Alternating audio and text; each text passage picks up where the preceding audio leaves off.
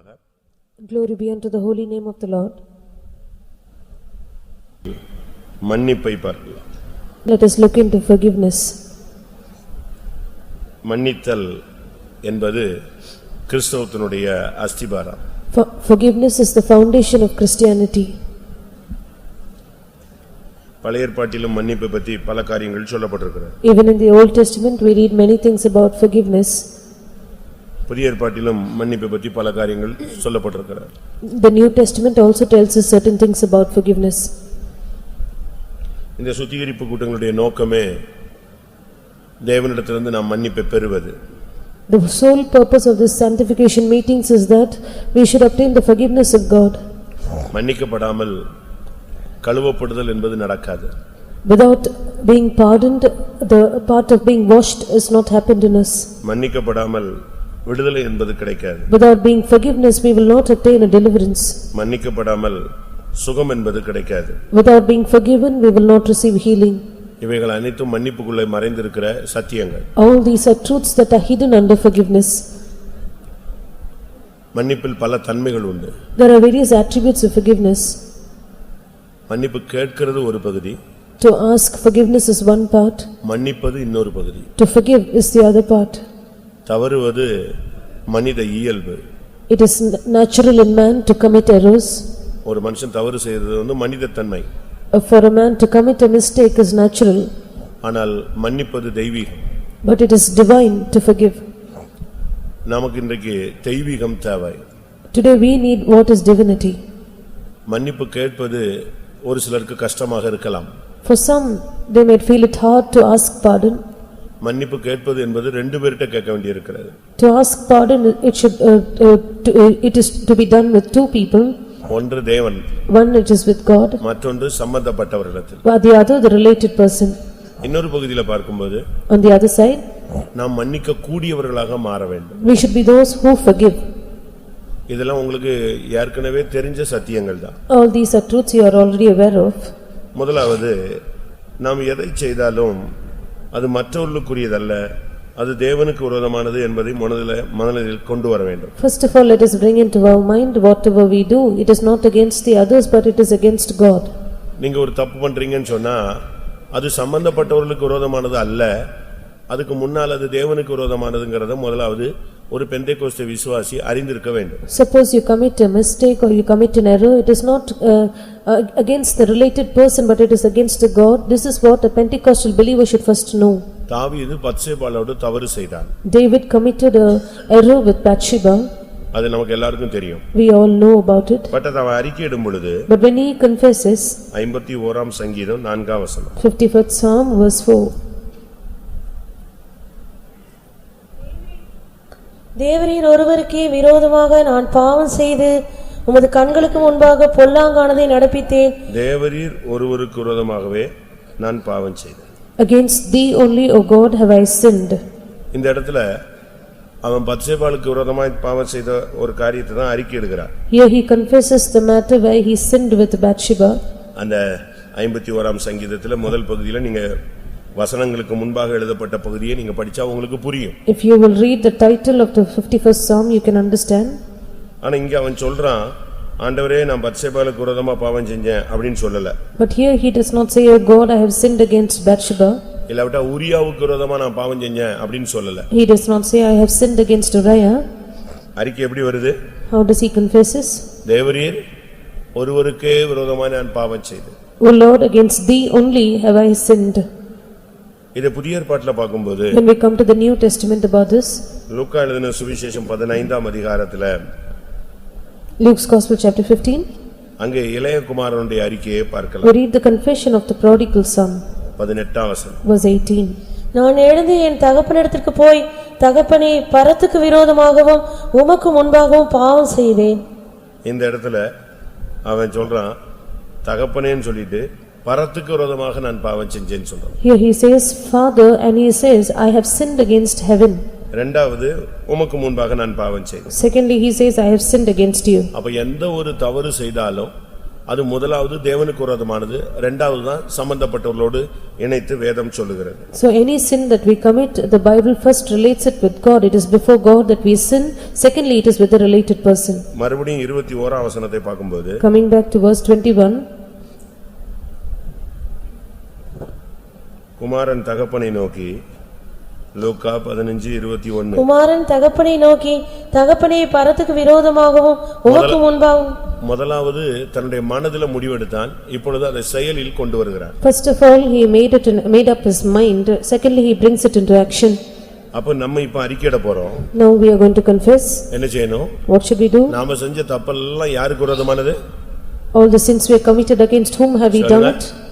முதலாவது யாருக்கு விரோதமானது? First of all, against whom have we? தேவனுக்கு விரோதமானது. It is against God. இரண்டாவது இளையகுமாரனுடைய அறிக்கையின்படி பரலோகத்துக்கு விரோதமானது. Secondly, according to the confession of the prodigal son, it is against heaven. தாவீதின் அறிக்கையின்படி தேவனுக்கு விரோதமானது. According to David's confession, it is against God. இளையகுமாரனுடைய அறிக்கையின்படி அது பரலோகத்துக்கு விரோதமானது. According to the confession of the lost son, it is against heaven.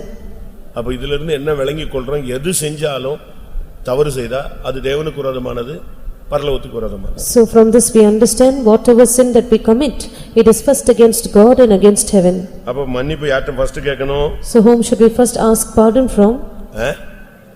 மேல உள்ளவர்ட்ட first அந்த ஃபைலை க்ளோஸ் பண்ணணும். First of all, we have to close our file with one who is above. அங்க close பண்ணிட்ட பிறகு After we have closed it there, இரண்டாவது சம்பந்தப்பட்டவர்ட்ட நம்ம மன்னிப்பு கேட்கணும். secondly we have to ask pardon from the related person. ஒருவேளை நீங்க தப்பே செய்யாம இருப்பீங்க. Perhaps you have not committed the fault. அப்ப என்ன செய்யறது? So what should you do? நான் போய் மன்னிப்பு கேட்கணுமா? Should I ask pardon? நீ மன்னிப்பு கேட்க வேண்டாம். Do not ask நீ pardon. மன்னிச்சிரு. You forgive. அப்ப அவங்க வந்து என் கால்ல விழுவாங்களா? So will they come and fall at my feet? அவங்க விழுகுறாங்களோ இல்லையோ, Whether they fall or not, நீ அவங்கள என்ன செஞ்சிரணும்? மன்னிச்சிரணும். you should pardon them. எத்தனை தடவை மன்னிக்கணும்? How many times should you forgive? சொல்லுங்க. அவங்க ஒரு தடவையும் மன்னிப்பே கேட்கல. They have not asked forgiveness from you even Bible once. சொல்லுகிறது எத்தனை தடவை மன்னிக்கணும்னு சொல்லுது? How many times does the Bible ask you to forgive? 4 9 0 அப்படிதானே? ஏழா எவ்வளவு? 490 தானே? கரெக்ட் தானா? அப்போ எப்பெல்லாம் அது மண்டையில ஃபிளாஷ் ஆகுதோ அப்பெல்லாம் உடனே மன்னிச்சிட்டேன். இது பாஸ்டர் டான் சொன்ன சத்தியம். This was the truth Pastor Don had revealed. He said every time it flashes in your mind, you have to keep on saying, I have pardoned, I have forgiven. Particular party ஒண்ணே விட ஸ்ட்ராங்கா இருப்பான். The particular party might be stronger than you. மன்னிப்பு கேட்க மாட்டான். He will never ask pardon. நான் என்ன தப்பு பண்ணேன்? What fault have I committed? அவன் ஒரு ஸ்கேல் வச்சிருப்பான், இல்லட்டா அவன் ஒரு weight வச்சிருப்பான். They would have a particular balance on their side. அந்த பேலன்ஸ் தூக்கி வச்சிட்டே நின்னுட்டே இருப்பான். He will hold the balance and he will count it there. நமக்கு அது வந்து அடிக்கடி நம்மள டிஸ்டர்ப் பண்ணுது. But this will keep on flashing and disturbing அப்ப us. டிஸ்டர்ப் பண்ணும் பொழுது Each time it disturbs us. இதை குறித்து இயேசுவினிடத்துல பேதுரு பேசுகிறார். St. Peter speaks to Jesus about this concern. மத்தேயு 18ஆம் அதிகாரத்துல Matthew's Gospel chapter 18 21ஆம் வசனம். verse 21. அப்பொழுது பேதுரு அவரிடத்தில் வந்து, ஆண்டவரே, என் சகோதரன் எனக்கு விரோதமாய் குற்றம் செய்து வந்தால் நான் எத்தனை தரம் மன்னிக்க வேண்டும்? 7 தரம் மட்டுமோ என்று கேட்டான். பேதுருவுக்கு சகோதரன் யாரு? Who was the brethren of Peter? எல்லாம் நல்லா கவனிக்கணும், வந்ததே லேட், கவனிங்க. Pay attention. பேதுருவுக்கு சகோதரன் யாரு? Who were Peter's brethren? அந்திரேயா. Andrew. அவனும் ஊழியக்காரன் தான். He was also a servant of God. இப்ப இவன் போய் பக்கத்து வீட்டுக்காரன் எனக்கு விரோதமாய் தவறு செய்தால் நான் எத்தனை தடவை மன்னிப்புன்னு கேட்கல. He did not ask how many times should I forgive if my neighbor sins கூட வேலை against. பார்க்கிற கொலீக்ஸ் தப்பு பண்ணிட்டா நான் என்ன செய்யணும் அப்படினு கேட்கல. He did not ask if my colleague will do a mistake against me, what should I do? How many times? கரெக்ட்டா கொண்டு வரார். என் ஆண்டவரே, என் சகோதரன் எனக்கு விரோதமாய் குற்றம் செய்து வந்துட்டே இருக்கான், அவன் கண்டினியூ பண்ணிக்கிட்டே இருக்கான். He says, oh Lord, my brethren is continually sinning against me. But ஒரு ட்ரிப் கூட என்ன செய்யல, மன்னிப்பு கேட்க வரல. He has not even come once to ask நான் pardon. இப்போ என்ன செய்யறது? Now what should I do? எத்தனை தடவை மன்னிக்க வேண்டும்? How many times should I forgive? 7 தடவை மட்டுமோ? Only 7 times. அப்ப இயேசு என்ன சொன்னாரு? What did Jesus reply? 70 தடவை. He said 70 times 7. சாப்பிடும்போது திடீர்னு சிந்தையில வந்துரும். When you eat, you might have it in your mind. தூங்கும்போது வந்துரும். Maybe when you're sleeping, you will have it flashing. புறப்பட்டுட்டு இருக்கும்போது வந்துரும். When you're preparing yourself to go சாப்பிடுற நேரத்துல வந்தா சாப்பாடு இறங்காது. At the time when you eat, you will not feel like eating. தூங்க போன நேரத்துல வந்தா தூக்கம் வராது. When you're about to sleep, you will not feel like sleeping. இப்போ அந்த நேரத்துல எல்லாம் நீங்க அதை என்ன செய்யணும்? All those times what should you do? என்ன செய்யணும்? What should you do? மன்னிக்கணும். You should forgive. எப்படி மன்னிப்பீங்க? How will you forgive? இயேசு சொல்றாரு அறியாமல் செஞ்சிட்டாங்க மன்னிச்சிருங்கங்கறாரு. Jesus says they know not what they have done, so pardon them. அது யூத ஜனங்கள் தெரியாம செஞ்சுட்டாங்க. The Jews they were unaware of all these. நம்ம வீட்ல உள்ளவன் தெரியாமல செய்றான். But those brothers, are they ignorant? நீ 2 பைபிள் வச்சிருந்தா அவன் 7 பைபிள் வச்சிருக்கான். You have 2 Bibles, they have 7 Bibles. அப்ப தெரியாமல செய்றான். So are they ignorant of what they are doing? இதே பிரசங்கம் தான் கேக்குறான். They hear the same message. ஆனா இயேசு சொல்றாரு அறியாமல் செய்தார்கள். Jesus says in their ignorance they have done it. உண்மைதான். It is true. இந்த மன்னிப்பின் புனித தன்மை தெரியாம தெய்வீகத்தின் ஆழம் தெரியாம நடந்து கொள்றதுதான் பாவம். They do not know sin is to walk against divinity, which is they not knowing the depth of divinity. நீங்கள மன்னிக்க வேண்டும். You have to pardon them. ஒருவேளை ஒருத்தன் வந்து மன்னிப்பு கேட்டானா Perhaps somebody comes to ask pardon from you. நீங்க அதுக்கு பிரசங்கம் பண்ண கூடாது. Do not try to preach to them. உன்னை பத்தி தெரியாதா? Don't I know about you? திருப்பி இதே தான் சொல்லிட்டே இருப்ப. You will keep on repeating this. போ மன்னிச்சாச்சு போ. You will say, okay, you can go, I have pardoned. அப்படிதானே சொல்லுவீங்க? Isn't that your reply? லூக்கா 17ஆம் அதிகாரம் Luke's Gospel chapter 17 3-4 verses 3 and 4. உங்களை குறித்து எச்சரிக்கையாயிருங்கள். உன் சகோதரன் உனக்கு விரோதமாய் குற்றம் செய்தால் அவனை கடிந்துகொள். அவன் மனஸ்தாபப்பட்டால் அவனுக்கு மன்னிப்பாயாக. அவன் ஒரு நாளில் 7 தரம் உனக்கு விரோதமாய் குற்றம் செய்து 7 தரமும் உன்னிடத்தில் வந்து நான் மனஸ்தாபப்படுகிறேன் என்று சொன்னால் அவனுக்கு மன்னிப்பாயாக என்றார். இது 490 தாண்டி போய்டும் போல தெரியுது. This seems like it will exceed the 490 per times. day 7 times. 7 times a day. ஒரு நாளைக்கு 7 தரம். 7 times a day. அப்படி பார்த்தா சாகர வரைக்கும் டெய்லி வந்துட்டு காலையில காபி குடிக்கும்போது காபில கொஞ்சம் சர்க்கரையை கூட்டி போட்டேன்ல சாரி மன்னிச்சிருங்க. அதை வைக்கும்போது கொஞ்சம் கொட்டிடுச்சு இல்ல மேல கொட்டிடுச்சோ சோதரம் கவனிக்கல. இப்படி சொல்லிட்டே இருந்தா உனக்கு எப்படி இருக்கும்? If he keeps on following you saying the sugar is exceeded in your coffee and I have spilt it while I kept it down and so you pardon me. Pastor T அவர்கள் பேசும் பொழுது When Pastor T speaks about this, அது கொஞ்சம் டிஃபரண்டா இருக்கும். it is a different angle. முதலாவது மன்னித்தல் என்ற சத்தியத்தை பேசும்போது அவர் சொல்றாரு நீ ஃபர்ஸ்ட் தேவனை மன்னிக்கணும்ங்கறாரு. When he speaks about the truth of forgiveness, he says first you ought to forgive God. யார? Whom should you forgive? யார மன்னிக்கணுமா? Whom should you forgive? கடவுளை மன்னிக்கணும்ங்கறாரு. You ought to forgive God. Yeah. Why? உங்க கோபத்தை கடைசியா யார்ட்ட தான் காட்டுறீங்க? On whom do you show your anger on? யார் சரியில்லைன்னு சொல்றீங்க? Whom do you say is not right? ஆதாம்ட்ட கேக்குறாரு. He asks Adam. என்ன மகனே இப்படி பண்ணிட்டியே? உடனே அவன் என்ன சொன்னா? நீங்க பார்த்து கல்யாணம் கட்டி வச்சீங்க இல்லையா ஒரு எலும்பு, அந்த எலும்பு தான் இப்ப என்ன செய்யுது? என்னை எலும்ப விடாம ஆக்கிடுச்சு. When he asked Adam, why have you done like this? He said, the bone that you got me married to. இப்போ கோபம் யார் மேல வருது அவனுக்கு? On whom is he angry on? உங்களுக்கு சுகம் கிடைக்கல, ஜெபிச்சு பாக்குறீங்க, டென்ஷன் ஆகி யார் மேலதான்? ஆண்டவர் என்னை குணமாக்கல, ஆண்டவர் எனக்கு வேலை கொடுக்கல, ஆண்டவர் எனக்கு குழந்தை கொடுக்கல, ஆண்டவர் எனக்கு நல்லது செய்யல. இப்படி அநேகருக்கு யார் மேல கோபம் இருக்கு? இருக்கா? ஆண்டவர் மேல அநேகருக்கு கசப்பு இருக்கு. You try praying, finally when you don't receive a healing, you don't receive a good job, you don't have a child, you immediately have your anger and bitterness against God. என்னெல்லாமோ தப்பு பண்றான், அவன்லாம் நல்லா இருக்கான். People who are committing so many errors are faring well. நான் உண்மையா இருக்கேன், இவர் கண்டுக்கிறதே இல்ல. I am faithful but God does not bother about me. பிரச்சனை அதிகமா இருக்கு. My problems are increasing day by day. எல்லாரும் பரியாசம் பண்றான். People are mocking me. இவர் ஏன் கண்ணை மூடிட்டு இருக்காரு? Why is the Lord closing his eyes? இப்படி எல்லாம் நம்ம பேசுறோமா இல்லையா? Aren't we speaking like this? உங்களுக்கு கோபம் இருக்கா ஆண்டவர் மேல? Do you have your anger against God? அதனால அவர் சொன்னாரு முதல்ல நீ ஆண்டவரை மன்னிச்சிரு. So he says first you forgive God. இரண்டாவது Secondly, உன்னையே மன்னிக்கணும்ங்கற. forgive yourself. யார? Whom do you forgive? உன்னையவே நீ மன்னிக்கணும். You have to forgive yourself. Why?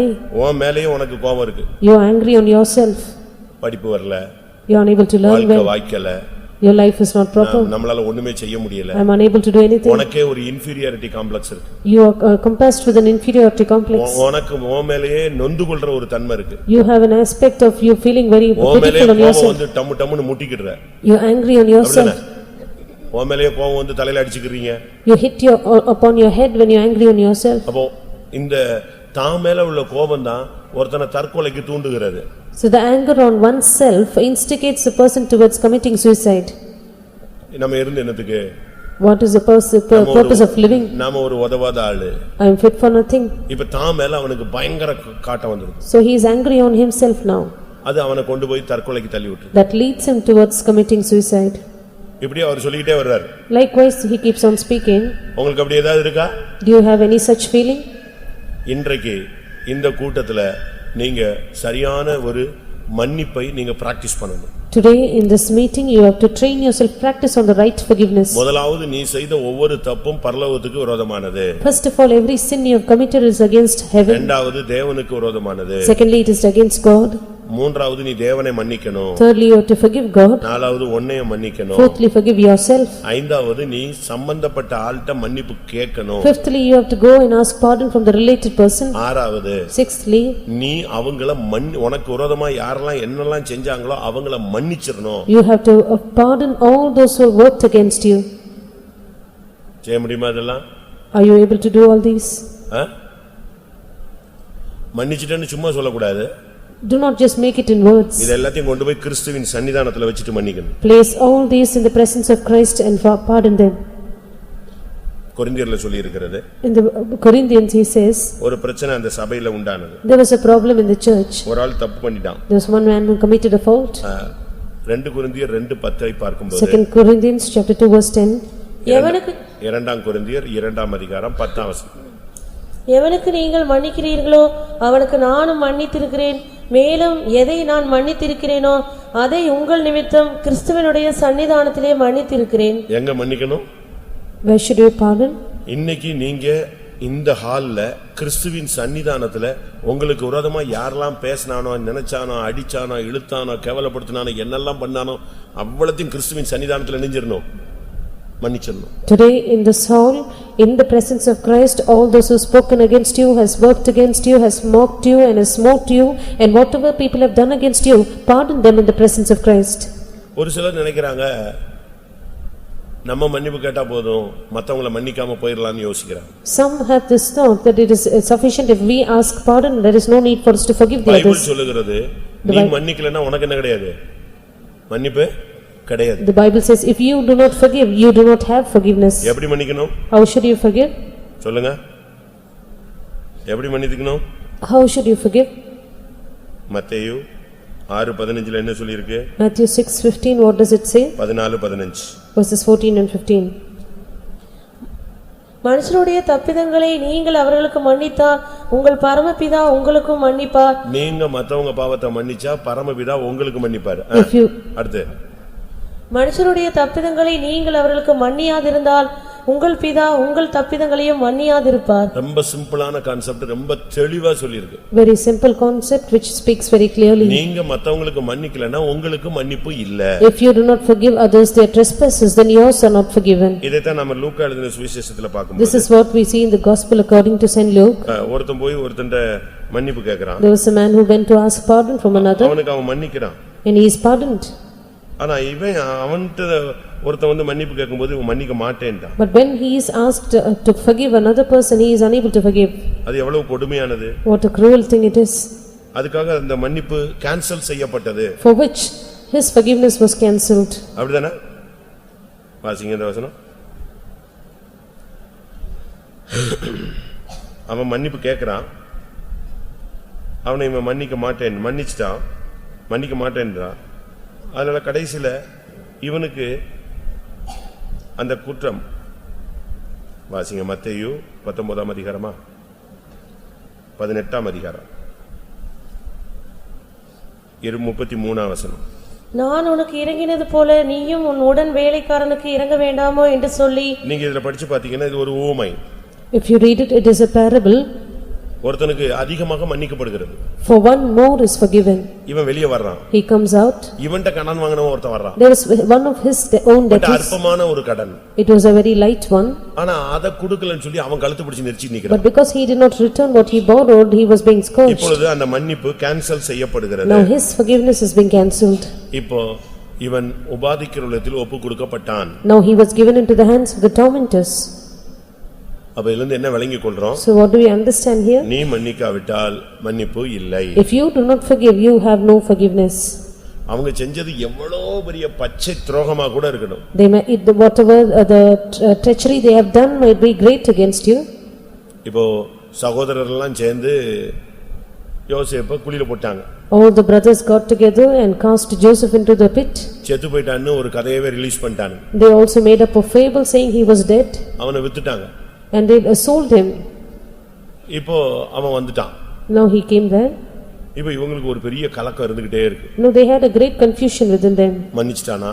Has he forgiven? மன்னிப்பானா? Will he forgive? ஆதியாகமம் 50ஆம் அதிகாரம் 16 17. Genesis chapter 50 verses 16 and 17. உம்முடைய சகோதரர் உமக்கு பொல்லாங்கு செய்திருந்தாலும் அவர்கள் செய்த துரோகத்தையும் பாதகத்தையும் நீர் தயவு செய்து மன்னிக்க வேண்டும் என்று உம்முடைய தகப்பனார் மரணமடையும் முன்னே உமக்கு சொல்லும்படி கட்டளையிட்டார். ஆகையால் உம்முடைய தகப்பனாருடைய தேவனுக்கு ஊழியக்காரராகிய நாங்கள் செய்த துரோகத்தை மன்னிக்க வேண்டும் என்று அவனுக்கு சொல்லச் சொன்னார்கள். அவர்கள் அதை யோசேப்புக்கு சொன்னபோது அவன் அழுதான். எப்படி? நேரடியா வரல, யார் மூலமோ ஒரு ஆள் மூலமா சொல்லி விடுறாங்க. They did not directly come to him, they sent a messenger. உம்முடைய சகோதரர் செய்த துரோகத்தை நீங்கள் மன்னிக்க வேண்டும். You have to forgive the trespass of thy brethren. மன்னிப்பு கேட்கிறது ஒண்ணும் பாவமே கிடையாது. It is not a sin to ask pardon. நாம மன்னிப்பு கேட்கிறதுல ஒண்ணும் குறைஞ்சு போகவே மாட்டோம். We never lose anything by asking pardon. மன்னிப்பு உள்ள வந்துருச்சுனா, once forgiveness enters into you, கிருபை உள்ள வந்துருச்சுன்னு அர்த்தம். grace has entered into you. மன்னிப்பு கிடைச்சிருச்சுனா, once you receive அங்க forgiveness, சத்தியம் வேலை செஞ்சிருச்சுன்னு அர்த்தம். truth is operated. அப்படிதானே? Isn't that true? கிருபையினாலும் சத்தியத்தினாலும் பாவம் நிவர்த்தியாகும். Sin is atoned by grace and truth. நீதிமொழிகள்ல வாசிக்கும் பொழுது நீதிமொழிகள் 16ஆம் அதிகாரம் 6ஆம் வசனம், கிருபையினாலும் சத்தியத்தினாலும் பாவம் நிவர்த்தியாகும். அப்போ பாவம் மன்னிக்கப்படுது நிவர்த்தி ஆகுதுன்னு சொன்னா, அங்க மன்னிப்பு வந்துருச்சுன்னு சொன்னா கிருபை உள்ள வந்துருச்சுன்னு அர்த்தம். So if sin is forgiven and if there is forgiveness entered into you, then there is grace coming to you. இல்லாவிட்டா சத்தியத்துக்கு நீ கீழ்ப்படிஞ்சிட்டேன்னு அர்த்தம். Oh, it means that you are obedient to the truth. பாவம் அங்க மன்னிக்கப்படல, பாவத்துக்கு நிவர்த்தி உண்டாகலன்னு சொன்னா கிருபையும் சத்தியமும் அங்க வேலை செய்ய முடியாம ஒதுங்கி நிக்குதுன்னு அர்த்தம். If your sin is not forgiven, if your sin is not purged, it means mercy and truth are kept apart. இன்னைக்கு எத்தனை பேர் மன்னிப்பு கேட்க போறீங்க? How many of you are going to ask pardon today? நீதிமொழிகள் 19ஆம் அதிகாரம் 11ஆம் வசனத்தை பார்க்கும் பொழுது, Proverbs chapter 19 verse 11. மனுஷனுடைய விவேகம் அவன் கோபத்தை அடக்கும், குற்றத்தை மன்னிப்பது அவனுக்கு மகிமை. குற்றத்தை மன்னிக்கிறது தான் உன்னுடைய மகிமை. It is glory for man to forgive a transgression. மன்னிக்க முடியுமா? Can you forgive? வரட்டும், நைட் வந்து என் வீட்டுல மன்னிப்பு கேட்கட்டும். Let him come to my house tonight and ask pardon. அப்ப நான் சாப்பாடு கொடுப்பேன். Then I will give him food. அப்படிதானே? Isn't that what you feel? என்கிட்ட வந்து மன்னிப்பு கேட்டா துணி வச்சு கொடுப்பேன். If he will ask pardon, I will give it to him. அப்படிலாம் நம்ம சொல்றோமா? Don't we say all அப்ப these? நம்ம இன்னும் குழந்தைகளாக இருக்கிறோம். We are still babies. இன்னும் 3ஆம் கிளாஸ் 4ஆம் கிளாஸ் தாண்டலன்னு அர்த்தம். Which means we have not passed the third or fourth. உன் பாவம் மன்னிக்கப்பட்டுச்சு அப்படின்னா உன் நோய் குணமாகும். If your sin is forgiven, then your sickness will be healed. 103ஆம் சங்கீதம் 3ஆம் வசனத்தை பார்க்கும் பொழுது, நான் உன் அக்கிரமத்தை மன்னித்து உன் நோய்களை என்ன செய்வேன்? குணமாக்குவேன். 103rd Psalm verse 3 we read that I will forgive your iniquities and heal your sicknesses. ஏசாயால சொல்லிருக்கு, உன் வழிகளை நான் பார்த்து உன்னை நான் குணமாக்குவேன். In Isaiah it is said, I will see your ways and I will heal you. Nabal தப்பு பண்ணிட்டான். Nabal committed a fault. அவனுக்கு மன்னிப்பு கேட்கிற சிந்தை இல்ல. He did not have the mind to ask pardon. But யார் போய் மன்னிப்பு கேட்டா? But who asked for pardon? Abigail போய் மன்னிப்பு கேட்டா. Abigail went and asked pardon. 1 Samuel 25:28ல பார்க்கும்போது அபிகாயில் போய் அதுக்கு மன்னிப்பு கேட்டா. 1 Samuel 25 verse 28 we find Abigail who went forward hasted to ask அவ மன்னிப்பு forgiveness. கேட்டபடினால் அவள் தாவீதுக்கு மனவாட்டியாய் மாறினாள். Because she asked forgiveness, she became the bride of David. எப்ப நீ மன்னிப்பு கேட்கறியோ அப்பொழுது நீ மனவாட்டியாய் மாறுவாய். When you ask forgiveness, you become the bride. இல்லனா நீ மனவாட்டியா மாற முடியாது. Else you cannot become the bride. அதை நீங்க விளங்கிக் கொள்ளணும். You need to understand this. மன்னிப்பு கேட்கும் பொழுது தான் நீ கிறிஸ்துவின் மனவாட்டி. Each time you ask forgiveness, you are the bride of Christ. அடுத்து நாம் செஞ்ச பாவங்கள் அதிகமாக இருக்கிறது. Our sins that we have committed are much more. அது தேவன் மன்னிச்சார்னு எப்படி கண்டுபிடிக்க முடியும்? How do we know that God has forgiven our sins? Bible சொல்லுகிறது, கொஞ்சம் மன்னித்தால் கொஞ்சமாய் அன்பு கூறுவான். If the Bible says if you have forgiven, if little is forgiven, you will love him little. அதிகம் மன்னிக்கப்பட்டால் அதிகமாய் அன்பு கூறுவான். He that is forgiven more will love him more. லூக்கா எழுதின சுவிசேஷம் Luke's Gospel, 7ஆம் அதிகாரம் 47ஆம் வசனம். chapter 7 verse 47. ஆதலால் நான் உனக்கு சொல்லுகிறேன், இவள் செய்த அநேக பாவங்கள் மன்னிக்கப்பட்டது, இவள் மிகவும் அன்பு கூர்ந்தாளே. எவனுக்கு கொஞ்சம் மன்னிக்கப்படுகிறதோ அவன் கொஞ்சமாய் அன்பு கூறுவான். எவனுக்கு அதிகமாய் அன்பு மன்னிக்கப்படுகிறதோ அவன் அதிகமாய் அன்பு கூறுவான். To whom is more forgiven, he will love him more.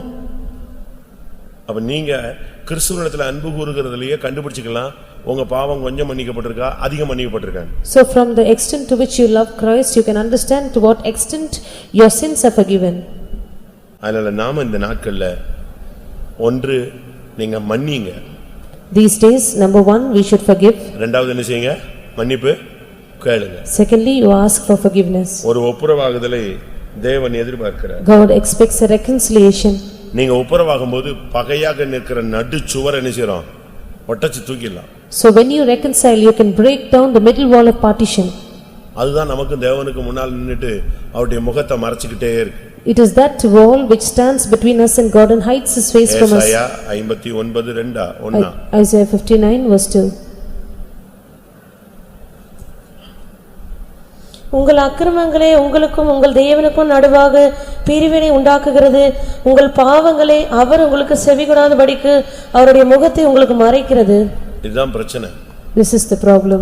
எனக்கு ஒரு ஊழியக்காரருக்கு ஒரு பிரச்சனை இருந்தது. I and another servant of God had a problem. ஒரு சின்ன ஒரு மன வருத்தம். It was just a small tiff. அதுல ஏன் தவறு ரொம்ப. My trespasses were more in that. நான் அங்க இருந்து ட்ரான்ஸ்ஃபர் ஆயிட்டேன். After which I was transferred from that place. அவர் அந்த இடத்துக்கு வந்துட்டாரு. And the other person came to that place. அவர்ட்ட யாரோ என்னவோ கொஞ்சம் சொல்லி கொடுத்தாங்க. Somebody had spoken to him about me. நானும் அப்போ சின்ன வயசு.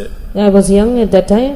எனக்கு இந்த ஆழங்கள் அவ்வளவு தெரியல. I did not have many depths in these. அதனால நான் சென்னை போகும்போதெல்லாம் அந்த faith homeக்கு கொஞ்சம் விசிட் பண்ணுவேன். So each time I go to Chennai, I will visit that faith home. சும்மா ஒரு ரவுண்ட் அடிப்பேன். I just go wander about. ஏன்னா நான் அங்க பில்டிங் எல்லாம் கட்டினேன். Because I had done the construction work there. அதனால எனக்கு ரொம்ப உரிமை இருக்குன்னு நான் எடுத்துக்கிட்டேன். I thought I can claim right. But ஒரு certain டைம் வரும்போது But at a certain time, அந்த பிரதர் வந்து என்னைய கிராஸ் பண்ணிட்டார். the brother he cross-questioned me. அது எனக்கு தாங்கவே முடியல. I could not endure his words. நம்ம கஷ்டப்பட்டு கட்டி வச்ச faith home வந்துட்டு நம்மளே குறை சொல்லிட்டானே. I found it so difficult to build this faith home, but he has found fault with me. நான் குடிசையில இருந்துட்டு இவ்வளவு கஷ்டப்பட்டு கட்டி இவனை கோபுரத்துல உட்கார வச்சா இவன் வந்து உட்கார்ந்துகிட்டு என்னைய வராதா போகாதான்னு இருக்கானே.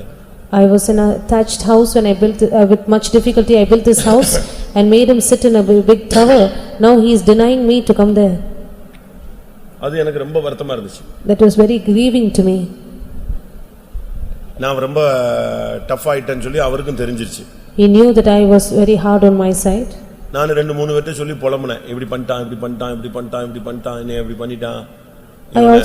இவன் அந்த சர்ச்சிலே இருக்க விடாம ஆக்கிடுவேன். இப்படிலாம் எனக்குள்ள ஒரு பொல்லாத ஆவி உள்ள வந்துச்சு. I also shared it with 2 or 3 people and said this is what he has done to me, and I also lamented to others saying I should do something to take. ஒப்புரவாகுதலுக்காக ஒரு ஓபன் கன்ஃபஸ் பண்றேன் நான். This is my open confession for a reconciliation to happen. அப்ப எனக்கு ரொம்ப tension. So I was very tense. அப்ப 2-3 பேர்ட்ட என்னுடைய துக்கத்தை நான் ஷேர் பண்றேன். I shared my grief with 2 or 3 people. அவங்க எல்லாம் இல்ல நீ அவசரப்படாத அமைதியா இரு. அவன் ஏதோ புத்தி இல்லாம பண்ணிட்டான் அப்படி இப்படின்னு என்னைய கொஞ்சம் வண்டியை டவுன் பண்ணி கூல் டவுன் பண்றாங்க. They all advised me and they tried to cool me down saying no, he is being hasty, you be எனக்கு silent. வந்து வருத்தம் ஜாஸ்தி. But my grievances were more. But அந்த சர்ச் சார்புல என்கிட்ட கொஞ்சம் காசு எல்லாம் இருந்துச்சு. I had certain money on relating with that church. அடுத்த ட்ரிப் பாக்கும்போது மொத்த காசையும் அவன் கையில கொடுத்துட்டேன். When next time I met him, I gave him all the money that I had with me. நீ தர போட்டுக்கோ கட்டிக்கோ என்னத்தையா பண்ணிக்கோ வச்சுக்க ஆள விடு. You lay the floor or whatever you want to do, you can do with this money. இதனால ரெண்டு பேருக்கும் டிஸ்டன்ஸ் போயிட்டே இருக்கு. Because of which we held a distance between each other. அப்ப நான் டென்ஷன் ஆனது ஒரு சிலர் கேட்டிருப்பாங்களோ என்னவோ தெரியல. அது அவருக்கு போய் அவரு என்னைய வந்து எப்படியாவது பேசிஃபை பண்றதுக்கு ட்ரை பண்றாரு.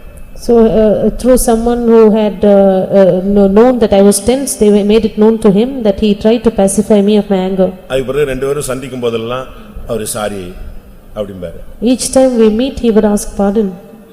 பரவாயில்லன்னு சொல்லிட்டு நானும் விட்டுருவேன். ஆனா ரெண்டு பேருக்கும் அந்த கசப்பை நெஞ்சிக்கிட்டே இருக்கு, கூடிக்கிட்டே இருக்கு. I would say it is okay and I will just go on, but inside us the bitterness kept increasing. ஒரு டைம் வரும்போது At a particular time, அவர் வந்து என்கிட்ட மன்னிப்பு கேட்டாரு. he came to me and asked pardon. மன்னிப்பு கேட்டுட்டு சொன்னாரு, After asking pardon, he said, நான் சொன்னதெல்லாம் தப்பு தான், all that I spoke is wrong. ஃபெய்த்தம் வாங்க. You come to the faith home. உங்க ஃபெய்த்தம் தானே, நீங்க வாங்கல. It is yours, you can come there. எனக்கு அப்போ வயசுலாம் ரொம்ப கம்மி. I was very young at the time. இப்போ என் இன்ஜின் ஒரு 40% ஒர்க் பண்ணல. அப்போ 100% ஒர்க் பண்ண டைம். ஃபுல் ஸ்பீட்ல இருந்த time.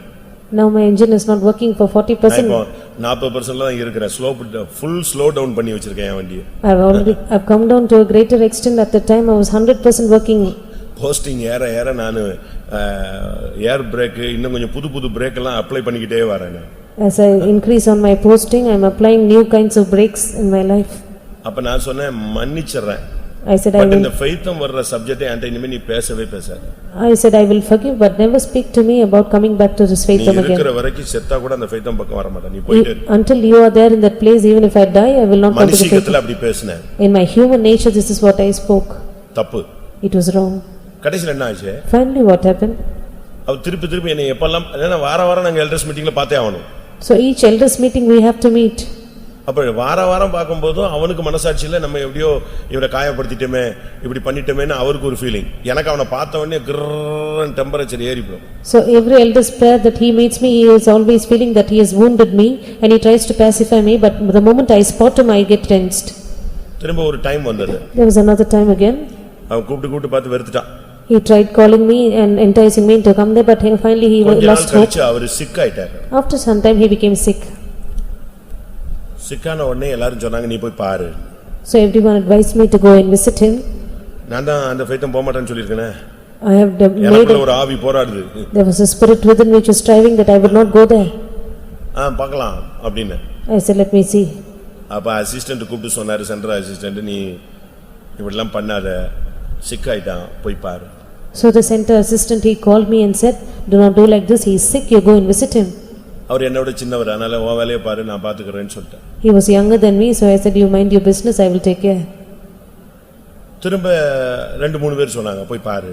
Again 2 or 3 people said, you go and visit him. சரி, இன்னும் கடைசில அவருக்கு போனை போட்டு நான் பேசினேன். Finally I made a call to him and spoke to him. நான் வர்றேன் உன்னைய பார்க்க. I am coming to see you. உடனே அவர் அவ்வளவுட்டி சொல்லிட்டாரு. Immediately he made it known to everyone. என்னை பார்க்க துரை வர்றான்னு சொல்லிட்டான். He is coming. இன்னைக்கு வர்றாரு. உடனே அப்ப இருந்து ஒரே புலம்பல் மாதிரி ஆயி போச்சு. நான் பார்க்க வரேன். நான் எங்க போனேன்? The very moment he made it known to everyone that I was going to visit him, but I did not go. நான் போகவே இல்ல. I never went. அப்ப எல்லாத்தையும் சொன்னாருங்க. சரி, ரைட், விடுன்னு சொல்லிட்டேன். So everyone came to me and said that he said I was coming there. அப்ப நான் அரக்கோணத்துல இருக்கேன். I was at Arakonam at that time. இந்த ஏரியா தான். It is in that area. திரும்ப சொன்னாங்க, நீ போய் பாரு. Again they advised me to go and visit him. Condition மோசமா இருக்கு. The condition is going worse. என் ஹார்ட் நேத்து சொன்ன மாதிரி கல்லு மாதிரியே தான் இருந்துச்சு. As I mentioned yesterday, my heart was like a stone. மறுபடியும் அவரை கொண்டு போயிட்டாங்க, அடையார் கொண்டு போயிட்டாங்க. Afterwards they took him to Adayar. அப்பவும் நான் போல. Even then I did not go. அப்போ ஒரு நாள் கூப்பிட்டு சொன்னாங்க, So one day they called me and said, நீ காலத்துக்கும் மனஸ்தாபப்படுவ, you will repent for years together. ரொம்ப கஷ்டப்படுவ, You will feel hard நீ ரொம்ப ரஃப்பா இருக்க, because you are very tough. இத மாத்திக்க. Change yourself. காலத்துக்கும் கஷ்டப்படாம இருக்கிறதுக்கு நீ மரியாதையை போய் பாரு. That you might not be grieving for years together, you better go and visit him. ஆனா எனக்கு அந்த தெய்வீகம் இல்ல. I did not have the divine nature in me at the அது time. பெரிய தப்பு.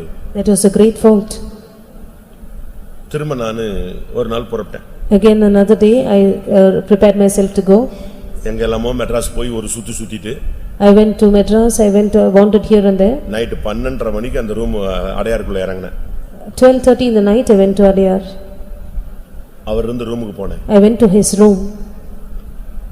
உட்கார்ந்திருந்தார். He was seated. நான் போன உடனே The very moment I went there, என் கையை பிடிச்சிட்டார். he held my hand. தரே, வந்துட்டியா என்னைய பார்க்க வந்துட்டியான்னு சொல்லி ஒரு 100 trip சொல்லிருப்பாரு. At least 100 times he would have repeated saying, have you come to see me, have you come to see me. எனக்கு அழுகையா வந்துருச்சு. I started to weep. நான் சொன்னேன், கூல் டவுன், ஏன் இப்படி ஒரு மாதிரி பதட்டப்படுறீங்க, ஏன் நான் வந்துட்டேன்ல, சால்வ் ஆயிடுச்சு, எனக்கு உங்களுக்கு இனிமே ஒரு பிரச்சனை இல்ல. நானும் ஒரு 1/4 மணி நேரமா அவனை எப்படியாவது சமாதானப்படுத்துறதுக்காக அந்த ஆத்மா பரிதபிக்குது. That soul was groaning for me. எனக்கு அத இன்னைக்கும் அப்படியே மறக்கவே முடியாது. Even today, it is an unforgettable incident. ஒரு 4 மணி நேரமா வந்துட்டியா தூரம் வந்துட்டா அந்த ஆத்மா என்ன ஆகுது, சமாதானம் ஆகுது. 15 minutes he kept repeating, have you come, and his soul was being satisfied and at peace. நானும் அழுது, I wept. இல்ல நான் தான் தப்பு பண்ணிட்டேன், விட்டு பிரச்சனை முடிஞ்சது, கூல் டவுன் ஆயிடுச்சு, கூல் டவுன், ஏன் இப்படிலாம் டென்ஷன் ஆற, எதுக்கு அப்படியே கூல் டவுன் பண்ணிக்கிட்டே இருந்தேன். கரெக்டா 4 மணி நேரம் கழித்து அவர் தன்னுடைய ஓட்டத்தை முடிக்கிறதுக்கு ஆரம்பிச்சிட்டார். அப்படியே சிங்கிங் ஸ்டேஜுக்கு போயிட்டார், டப்புன்னு போயிட்டார். I tried to cool him down when after 15 minutes he started to அப்படியே கொலாப்ஸ். he collapsed. என்னோட ஒப்புற வானாரு, டக்குன்னு கண்ணை மூடினாரு, அப்படி கொலன்னு ஆயிட்டாரு. சாகல, பட் unconscious ஆயிட்டாரு. The very moment he reconciled with me, he collapsed and he started to die. திருப்பி நான் கிடந்து, நானு கூட இருந்த பசங்க எல்லாம் சேர்ந்து தூக்கி எடுத்து படுக்க வச்சு, அது ஒரு 2 மணி நேரம் நான் செஞ்ச தப்புகள் எல்லாம் அங்க எனக்கு என்ன கொடுத்தாரு ஆண்டவரே, பணிவிடை செய்ய வச்சாரு. For all the mistakes I committed for 2 hours, the Lord made me to serve him. தூக்கி எடுத்து அதுக்குள்ள அவர் மனநிலை அப்படியே ஃபுல்லா அன்கான்சியஸ் போய் பெட்லயே எல்லாம் போய் நானும் கிடந்து இழுத்து தூக்கி எடுத்து சரிப்படுத்தி, ஆனா அதுக்கு பிறகு தெளிவே வரல. நான் ஒரு 4 மணி நேரம் கூட இருந்துட்டு திருப்பி ரூமுக்கு போனேன். காலையில வந்து பார்த்தேன், அப்படியே இருந்தாரு. சரி நல்லாயிடுவாரோன்ட்டு நான் அரக்கோணம் வர்றதுக்குள்ள ஆள் இறந்து விட்டார். அப்பதான் யோசிச்சேன், என்னோட ஒப்புரவாகிறதுக்கு தான் அந்த ஆத்துமா என்ன செஞ்சுட்டே இருக்கு. அன்னைக்கு மட்டும் நான் போய் ஒப்புரவாகலைன்னா இன்னைக்கு நான் இந்த இடத்துல பிரசங்கம் பண்ணி பிரயோஜனம் இல்லை, எனக்கு சீயோன் கிடைக்காது. If I had not reconciled on that day, there is no profit of me sitting here and giving you a message. I will not get Zion. எத்தனை வருஷம் ஊழியம் செஞ்சாலும் எனக்கு என்ன கிடைக்காது. ஏன்னா பர்టిక్యులர் பார்ட்டி மேல போயிட்ட பிறகு எனக்கு என்ன கிடைக்காது. நான் யார்கிட்ட போய் மன்னிப்பு கேட்பேன், கிடைக்காது. How many ever years I minister, after the particular party is gone to heaven, but I will now, whom will I go to ask pardon? அடுத்த நாள் ஆராதனை சும்மா டியூ கலக்குறாரு, அடக்காராதனை. நீங்க ஆளெல்லாம் கண்டுபிடிச்சிருவீங்க. The very next day, Pastor T.U. had conducted the funeral service. சரியான கூட்டம். நான் அப்படியே கல்றல நின்னு அழுதுகிட்டே இருக்கேன். ஏன்னா எனக்கு மட்டும் தான் தெரியும் லாஸ்ட் கேஸ் ஃபைல் பண்ற ஆள் யாரு. அந்த ஆத்துமாவை கடைசியா கிராஸ் பண்ணி கிளியர் பண்ணி விட வேண்டிய ஒரு பாவியான துரோகியான மனுஷன் யார்தான்? நான் தான். I was in the cemetery weeping because it was only I who knew. It was I who closed his file. அந்த ஆத்துமா வெயிட்டிங்லயே இருக்கு. The soul was waiting. அந்த நைட் 12:30க்கு நான் போய் அந்த 1/4 மணி நேரம் கிளியர் பண்ண பிறகுதான் என்ன நேசிச்சுதான் கர்த்தர் அந்த ஆத்துமாவை ஸ்லோ பண்ணாருன்னு நான் விசுவாசிக்கிறேன். That 12:30 in the night, after I went to him and cleared myself with him, I believe the Lord had slowed down his soul only for my sake because he loved me. ஒப்புரவாகுதல், மன்னிப்பு கேட்டல், மன்னித்தல்ங்கிறது கிறிஸ்து சிலுவையில செய்த ஊழியம். Reconciling or asking pardon to forgive is the ministry Christ did on the cross. சிலுவையில இயேசு என்ன சொன்னாரு?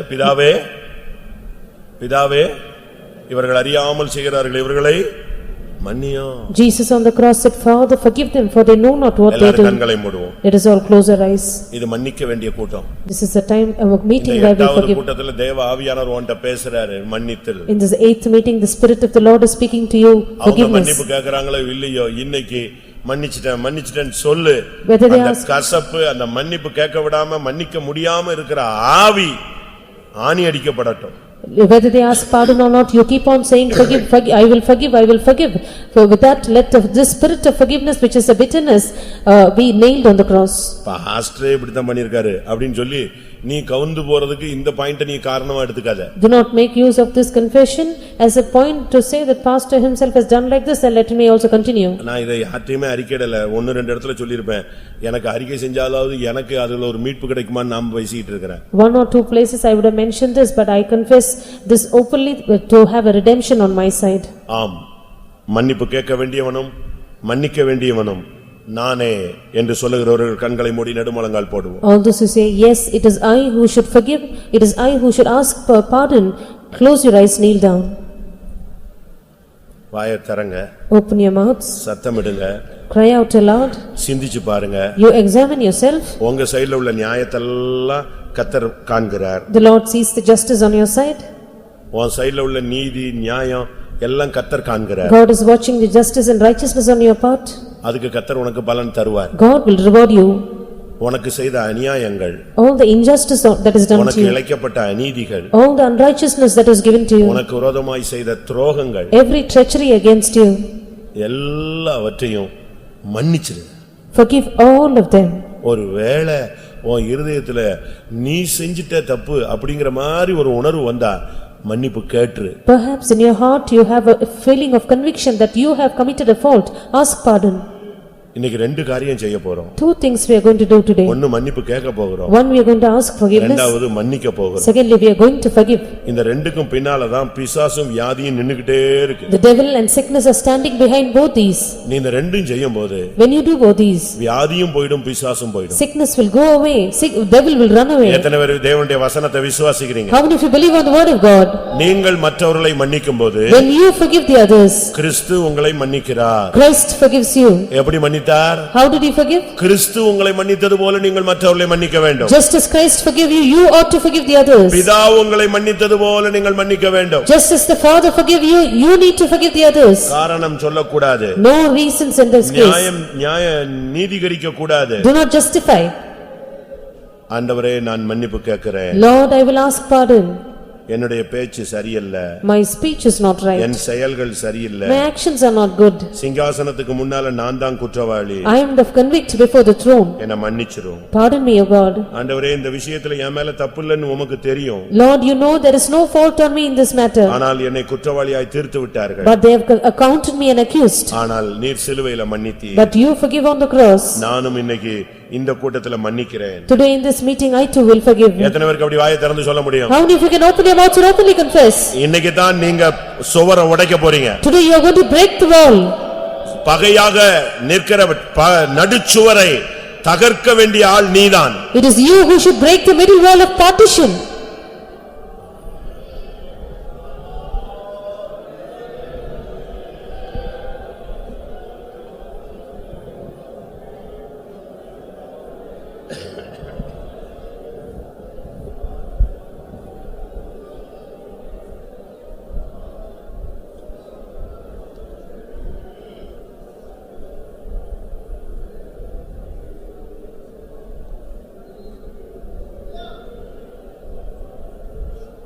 ஆண்டவரே, வாயை திறங்க. தேவனோடு ஒப்புரவாகுங்கள், மனிதர்களோடு ஒப்புரவாகுங்கள், பரலோகத்தோடு ஒப்புரவாகுங்கள். கிறிஸ்துவின் சன்னிதானத்தில் எல்லாரையும் மன்னியுங்கள்.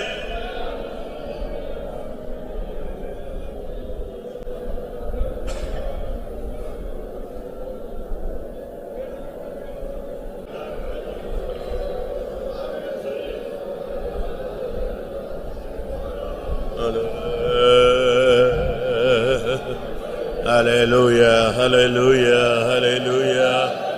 Amen, amen, amen, amen, amen. Hallelujah, hallelujah, hallelujah. நீங்கள் மன்னிக்கும் பொழுது சாத்தானுடைய தலையை நசுக்குகிறார். நீங்கள் மன்னிக்கும் பொழுது அவனுடைய வல்லமை அழிக்கப்படுகிறது.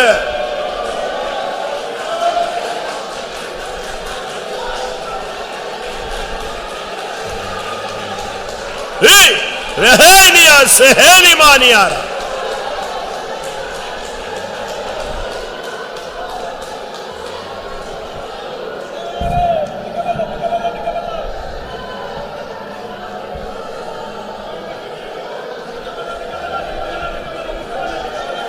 Hallelujah, hallelujah, hallelujah.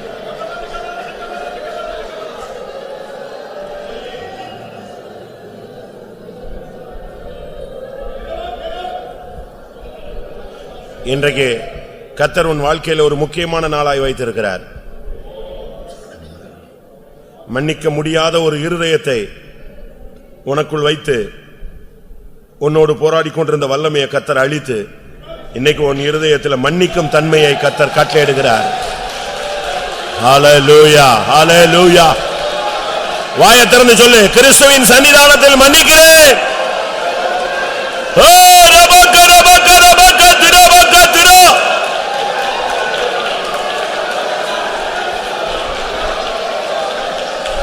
விமக்கரபலா ஷைனா மாஹரி.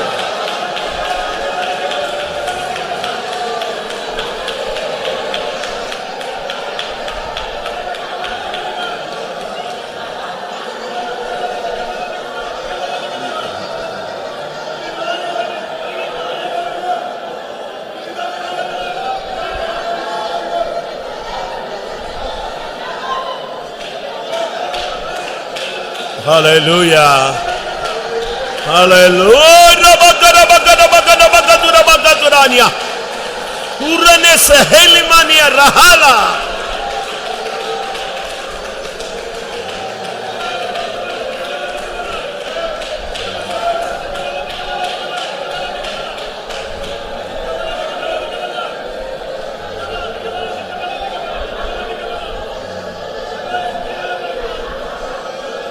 இயேசுவின் நாமத்தில், இயேசுவின் நாமத்தில், நசரேயனாகிய இயேசுவின் நாமத்தில்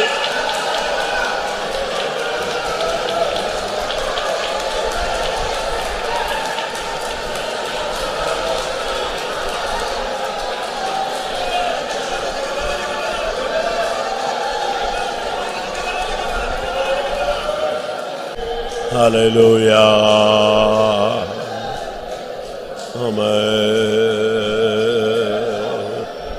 Amen, amen, amen, amen, amen, amen, amen, amen, amen.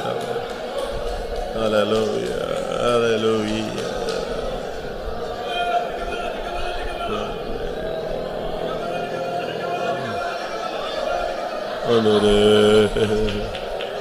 Amen, amen, amen, amen, amen. Urabaniya rabalat.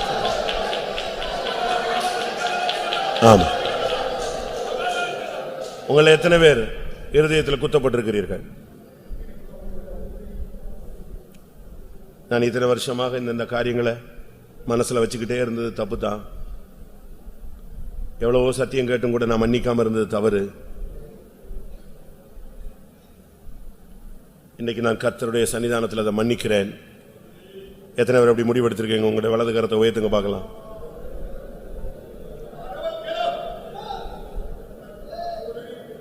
இன்றைக்கு சாத்தானுக்கு ஒரு நியாய தீர்ப்பா இருக்கணும் பிரியமானவர்களே. உன்னுடைய குடும்பத்தோடு போராடின வல்லமைக்கு ஒரு முடிவாக இருக்க வேண்டும்.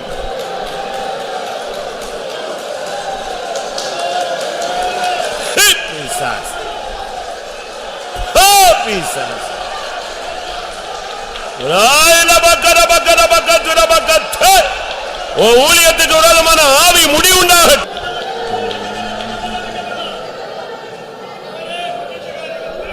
ஆமா, உட்காரும். சில வசனங்களை பார்க்கலாம். இன்னைக்கு கொஞ்சம் அதிக நேரம் நம்ம தேவ சமூகத்தில் இருந்து நமக்கு தேவனுக்குள்ள உறவை சரியாய் புதுப்பிக்க வேண்டும். We have to renew our fellowship with a relationship with God, being in the presence of God more and more. அநேகருடைய வாழ்க்கை ஒவ்வொரு சின்ன சின்ன காரியங்களினால மொத்தமாக திசை திருப்பப்படுகிறதை குறித்து நம்ம படிச்சிட்டு வரோம். We have read that the lives of many, because of certain small things or trivial things in their life, which are totally their direction is changed. இரண்டாவது கூட்டத்துல நம்ம பார்த்தோம். The second meeting we saw. யார பார்த்தோம்? ஆமான். We read about Haman. அவன் என்ன பண்ணா? What did he do? அவனுக்கு ஒருத்தன் ஸ்தோத்திரம் பண்ணல. One person did not greet him. அது அவனை எங்க கொண்டு போய் நிப்பாட்டிச்சு? கடைசில where did it lead him to? மரத்துல தொங்க விட்டுடுச்சு. Made him hang on the gallows. அந்த ஒரு இன்சிடென்ட் தான் அவனுக்கு லைஃப்ல வீழ்ச்சியினுடைய turning point. This one incident was the turning point towards his fall. நாலாவது கூட்டத்துல நாம என்ன பார்த்தோம்? In the fourth meeting, what did we see? யாரு சொல்லுங்க? காயின். Cain. அவனுக்கு என்ன problem? What was his problem? காணிக்கை ஏற்றுக்கொள்ளப்படல. His offering was not accepted. அது என்ன பண்றது? So what should be done? கடைசில அது அவனுடைய வாழ்க்கையை சாபத்துல கொண்டு போய் நிப்பாட்டிடுச்சு. That led his life towards a curse in the end. போய்ட்டான். He went away. ஏதேனை விட்டு கிழக்கு போய்ட்டான். From Eden he went eastward. நேத்து ஆறாவது கூட்டத்துல என்ன பார்த்தோம்? Sixth meeting yesterday, what did we see? Absalom. We saw about Absalom. அவன் வாழ்க்கையில அவன் வீட்ல ஒரு சம்பவம் தங்கச்சிக்கு நடந்துச்சு. An incident which took place for his sister in his house. அது அவனை கொண்டு போய் கர்வாலி மரத்துல தொங்க விட்டுடுச்சு. That led him to the oak tree to be hanged there. Kalvari அல்ல, என்னது? கர்வாலி. It is not Calvary, it is the oak tree. அந்த ஒரு இன்சிடென்ட் தான் அவனை திருப்பி எங்கேயோ கொண்டு போய் விட்டுச்சு. This one incident led him elsewhere. இன்னைக்கு நம்ம பிழையாமை பார்க்க போறோம். Today we are going to read about Balaam. அவனை டைவர்ட் பண்ணி விட்டது எது? What diverted him? எதனால? அவனுடைய ஸ்டார்டிங் அவனுக்கு பெயர் தீர்க்கதரிசி. His beginning was he was addressed as a prophet. சரியான தீர்க்கதரிசி அவன். He was a proper prophet. அவன் ஜெபிச்சான்னா அப்படி நடக்கும். If he prays, it will happen. அவன் சபிச்சான்னா தொலைஞ்சான் எல்லாரும். If he would curse, that is the end. ஆனா நாட்கள் போனபோது But as days passed by, அவன் குறி சொல்லுகிறவனாய் மாறினான். he became a soothsayer. எப்படி இப்படி மாறி போனான்? How did he become like this? நல்ல மனுஷன் தானே. He was a good man. நடந்தது என்ன? What happened there? முதலாவது கர்த்தர் அவனிடத்துல சிலரை அனுப்புகிறார். அந்த பாலாக் இவனிடத்துல ஆள் அனுப்புகிறான் first. First of all, in his first oracle, the king Balak, he sent certain messengers to him. அப்ப இவன் சொல்றான், நான் தங்கி இருங்க, கர்த்தர் என்ன சொல்றாரோ அதை சொல்றேங்கறான். Then he says, I will abide there, what the Lord tells me I will do there. அப்ப கர்த்தர் என்ன சொன்னாரு? What did the Lord say then? என்னாகமம் 22ல 8ஆம் வசனம். Numbers chapter 22 verse 8. அவன் அவர்களை நோக்கி, ராத்திரிக்கு இங்கே தங்கியிருங்கள், கர்த்தர் எனக்கு சொல்லுகிறபடியே உங்களுக்கு உத்தரவு கொடுப்பேன் என்றான். அப்படியே மோவாபின் பிரபுக்கள் பிலேயாமிடத்தில் தங்கினார்கள். இங்க அவங்க கிட்ட சொல்றான், நான் ஒரு ட்ரிப் ஜெபிக்கிறேன், கர்த்தர் என்ன சொல்றாரோ அதை சொல்றேங்கறான். Here he tells them, I will pray, what the Lord tells me that I will tell you. 12ஆம் வசனத்துல கர்த்தர் சொல்றாரு, நீ போகாத, நீ சபிக்க வேண்டாம், விட்டுருன்றார். Verse 12, the Lord says, do not go, do not curse them. அவன் காலையில எழும்பி அவங்களை அனுப்பிட்டான். Early next morning he sent them away.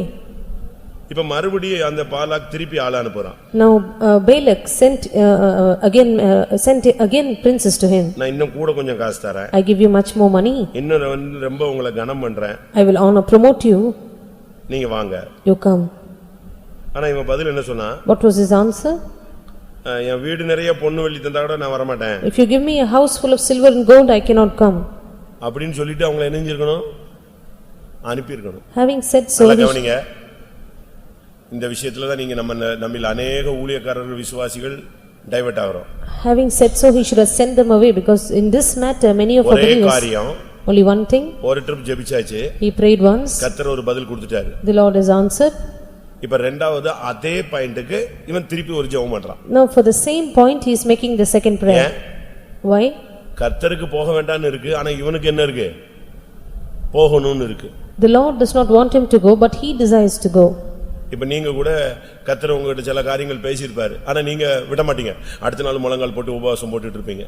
இதனால உங்களுடைய குடும்பம், உங்களுடைய ஊழியம், உங்களுடைய வாழ்க்கை பாதை மாறி போனது அநேகருக்கு நடந்திருக்கு.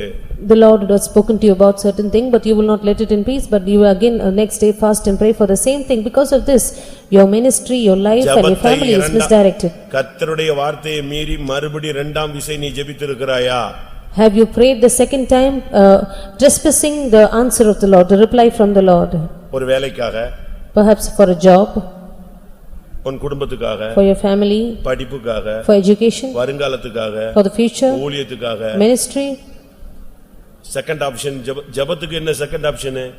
What is there a second option for your prayer? தேவ சித்தத்துக்கு செகண்ட் ஆப்ஷனே கிடையாது. There is never another option for the will of God. Second opinion யார்ட்ட? தேவன் முடியாதுன்னு சொல்லிட்ட பிறகு நீ செகண்ட் ஒபினியன் யார்ட்ட போய் கேப்ப? கேட்க வேண்டிய ஒரே ஆளு பிசாசுதான்.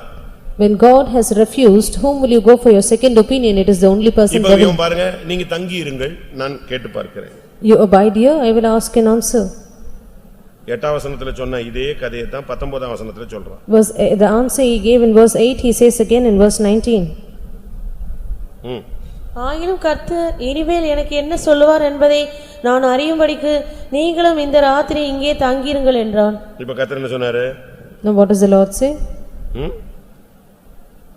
நீ எழுந்து அவர்களோடு கூட போ. You arise and go with them. 22ஆம் வசனத்துல கர்த்தர் எதிராளியாக வந்து நின்றார்.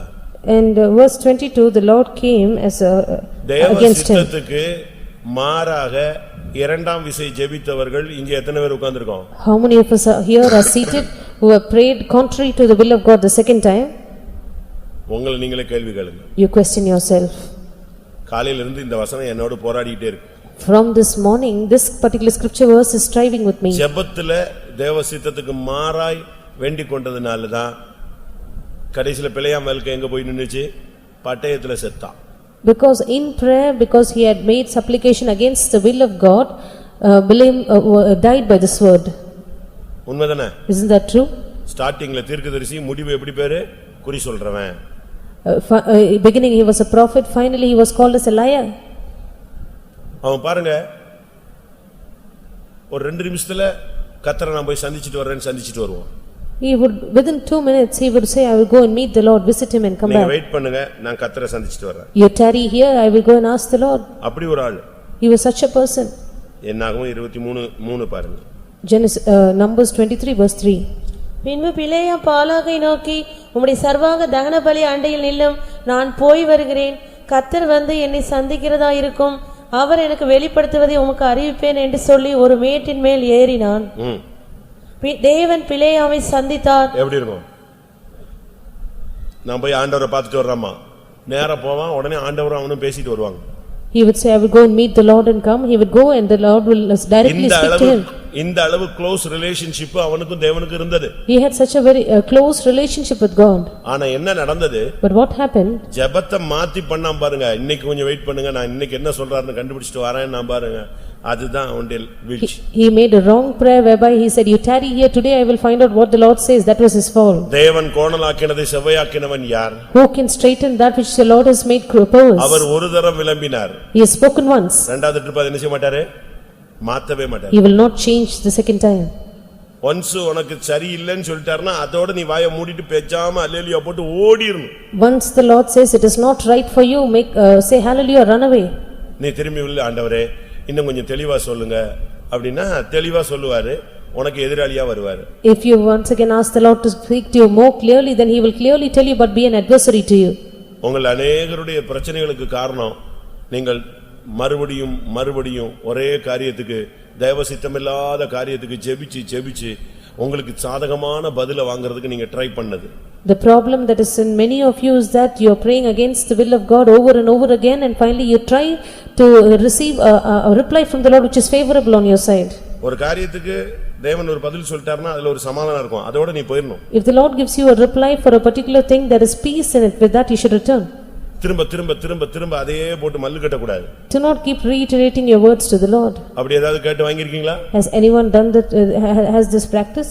ஒரு அம்மா சொன்னாங்க, There's one mother who எனக்கு said, 2 பொம்பளை பிள்ளையை கொடுத்தாரு கர்த்தர், God gave me 2 daughters. எனக்கு ஒரு பையன் வேணும்னு போராடுனேன் நானு. I wrestled with the Lord for a son. கடைசில கொடுத்துட்டாரு. The Lord gave.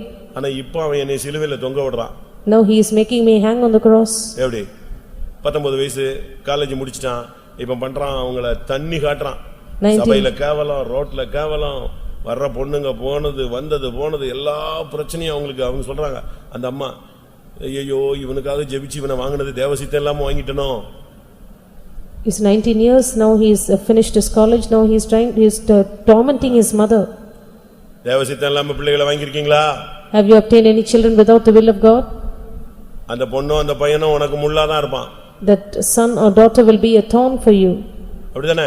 Isn't that true? உலகத்து மனுஷனுக்கு நமக்கு என்ன வித்தியாசம்? What is the difference between the worldly people and us? ஆம்பளை பிள்ளை தான் வேணும். We want a son. அப்படிதானே கேக்குறோம். That is what we ask. Pentecost என்ன, நீங்க பெண்டிகாஸ்ட்ல சத்தியத்தை கத்துக்கிட்டீங்க? What kind of a truth have you learnt in the Pentecost? நீ செகண்ட் ஆப்ஷன் கேட்டது வாங்குனது எல்லாம் இப்போ உனக்கு முள்ளா மாறுது. The second option that you asked the Lord for and asked receive from him is becoming a thorn for you now. அப்படிதானே? Isn't that true? ஒரே ஜெபம்தான்.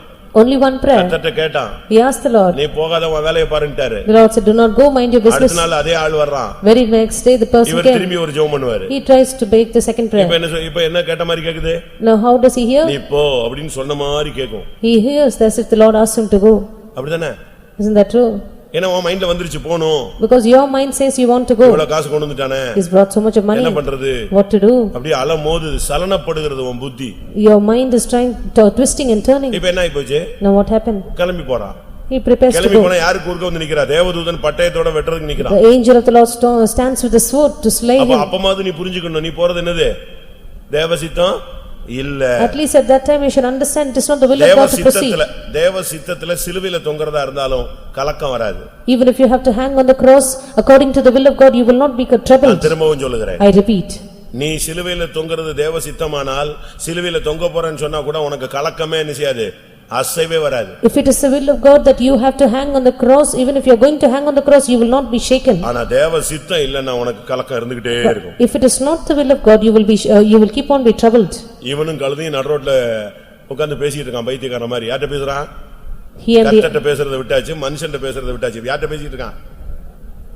நம்ம ஆளுங்க கூட வீட்டுல நாய் பூனை எல்லாம் வளர்த்துக்கிட்டு ரொம்ப பேரு நாய்ட்ட கொஞ்சிக்கிட்டு நாய்ட்ட பேசிக்கிட்டு இருக்கான். He is now speaking with the ass. He stopped talking with the Lord with man. Now he is talking with the ass. It like our people who are petting dogs and cats in their houses, speaking with them. ஒரு 1:30 மணிக்கு ஒரு phone. 1:30 in the night I received the phone call. ஓன்னு அழுகுது அந்த பொண்ணு. The daughter was crying. என்னடா 1:30 மணிக்கு அழுதா என்ன? நீங்க போன் எடுத்துட்டு ஒரு பாஸ்டர்ட்ட நைட் 1:30க்கு எடுத்துட்டு அழுதா என்ன நினைப்போம்? 1:30 in the night if you receive a phone call, somebody is weeping over the phone, what will you think? புருஷன் செத்துட்டானோ, அம்மா செத்துட்டானோ, அக்கா செத்து, யாரு செத்தாலோன்னு நம்ம ரொம்ப பயங்கரமா என்னம்மா பிங்கிக்கு சுகம் இல்ல. Who is Pinki? வீட்டுல வளர்க்குற நாய் சீரியஸ் ஆயிடுச்சு. 1:30 மணிக்கு பாஸ்டர் டிவைன் ஹீலிங் நடத்துவாரா? எங்க நீ பெந்தேகோஸ்ல இருக்கிற நீ? What kind of Pentecost are you? Pastor ஜோயல்ட்ட ஒருத்த நைட் போன் பண்ணானா 2:30 மணிக்கு. A person made a phone call to Pastor Joel 2:30 in the night. அவர் தடபடன்னு எழுப்பிட்டாரு. He woke up with a start. Pastor நீங்க ஒரு பாட்டு பாடுனீங்களா? அது ரொம்ப நல்லா இருந்துச்சு. அந்த பாட்டை இப்போ ஒரு ட்ரிப் பாடுங்களே. Pastor, you sang a song which is very nice. Why can't you sing it once more? எத்தனை மணிக்கு? What time? நைட் 2:30 மணிக்கு. 2:30 in the night. அன்னையோட செல்ல தூக்கி பலிபீடத்துல வச்சார். இனிமே இந்த செல்லே நம்ம கிட்டே வரக்கூடாது, தூக்கி போடுறாங்கன்னு சொல்லி அன்னையோட சாகர வரைக்கும் செல்லை யூஸ் பண்ண விட்டார். ஏன்னா இவன் நைட் 2:30 மணிக்கெல்லாம் நாய் சோகம் இல்லங்கிறான், பேய் சோகம் இல்லங்கிறான், அடுத்து பாட்டு பாடுங்கிறான், இனி டான்ஸ் ஆடுமா.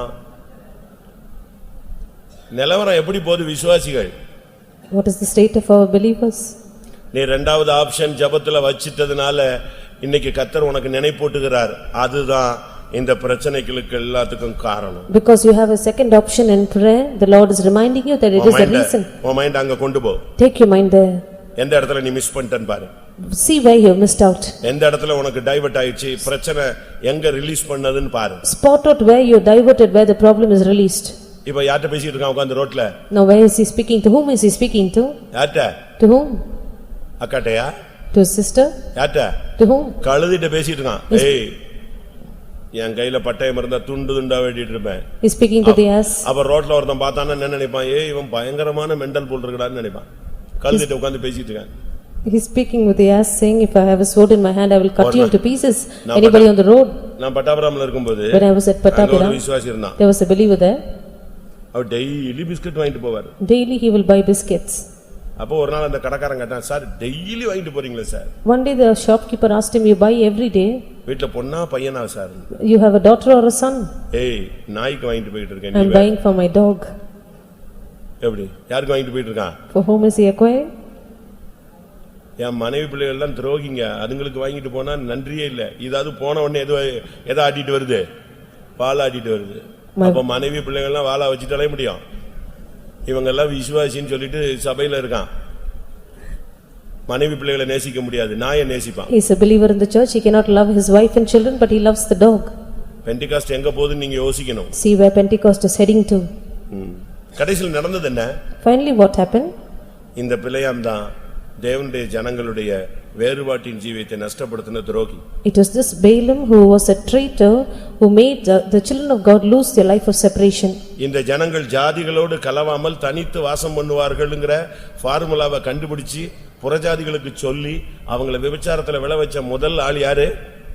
இந்த பிள்ளையாம் தான். Balaam was the first person who found out the formula that these are the people who dwell alone, they will not mingle with the nations, and told it to the nations and asked them to bring them into fornication. எதுக்காக?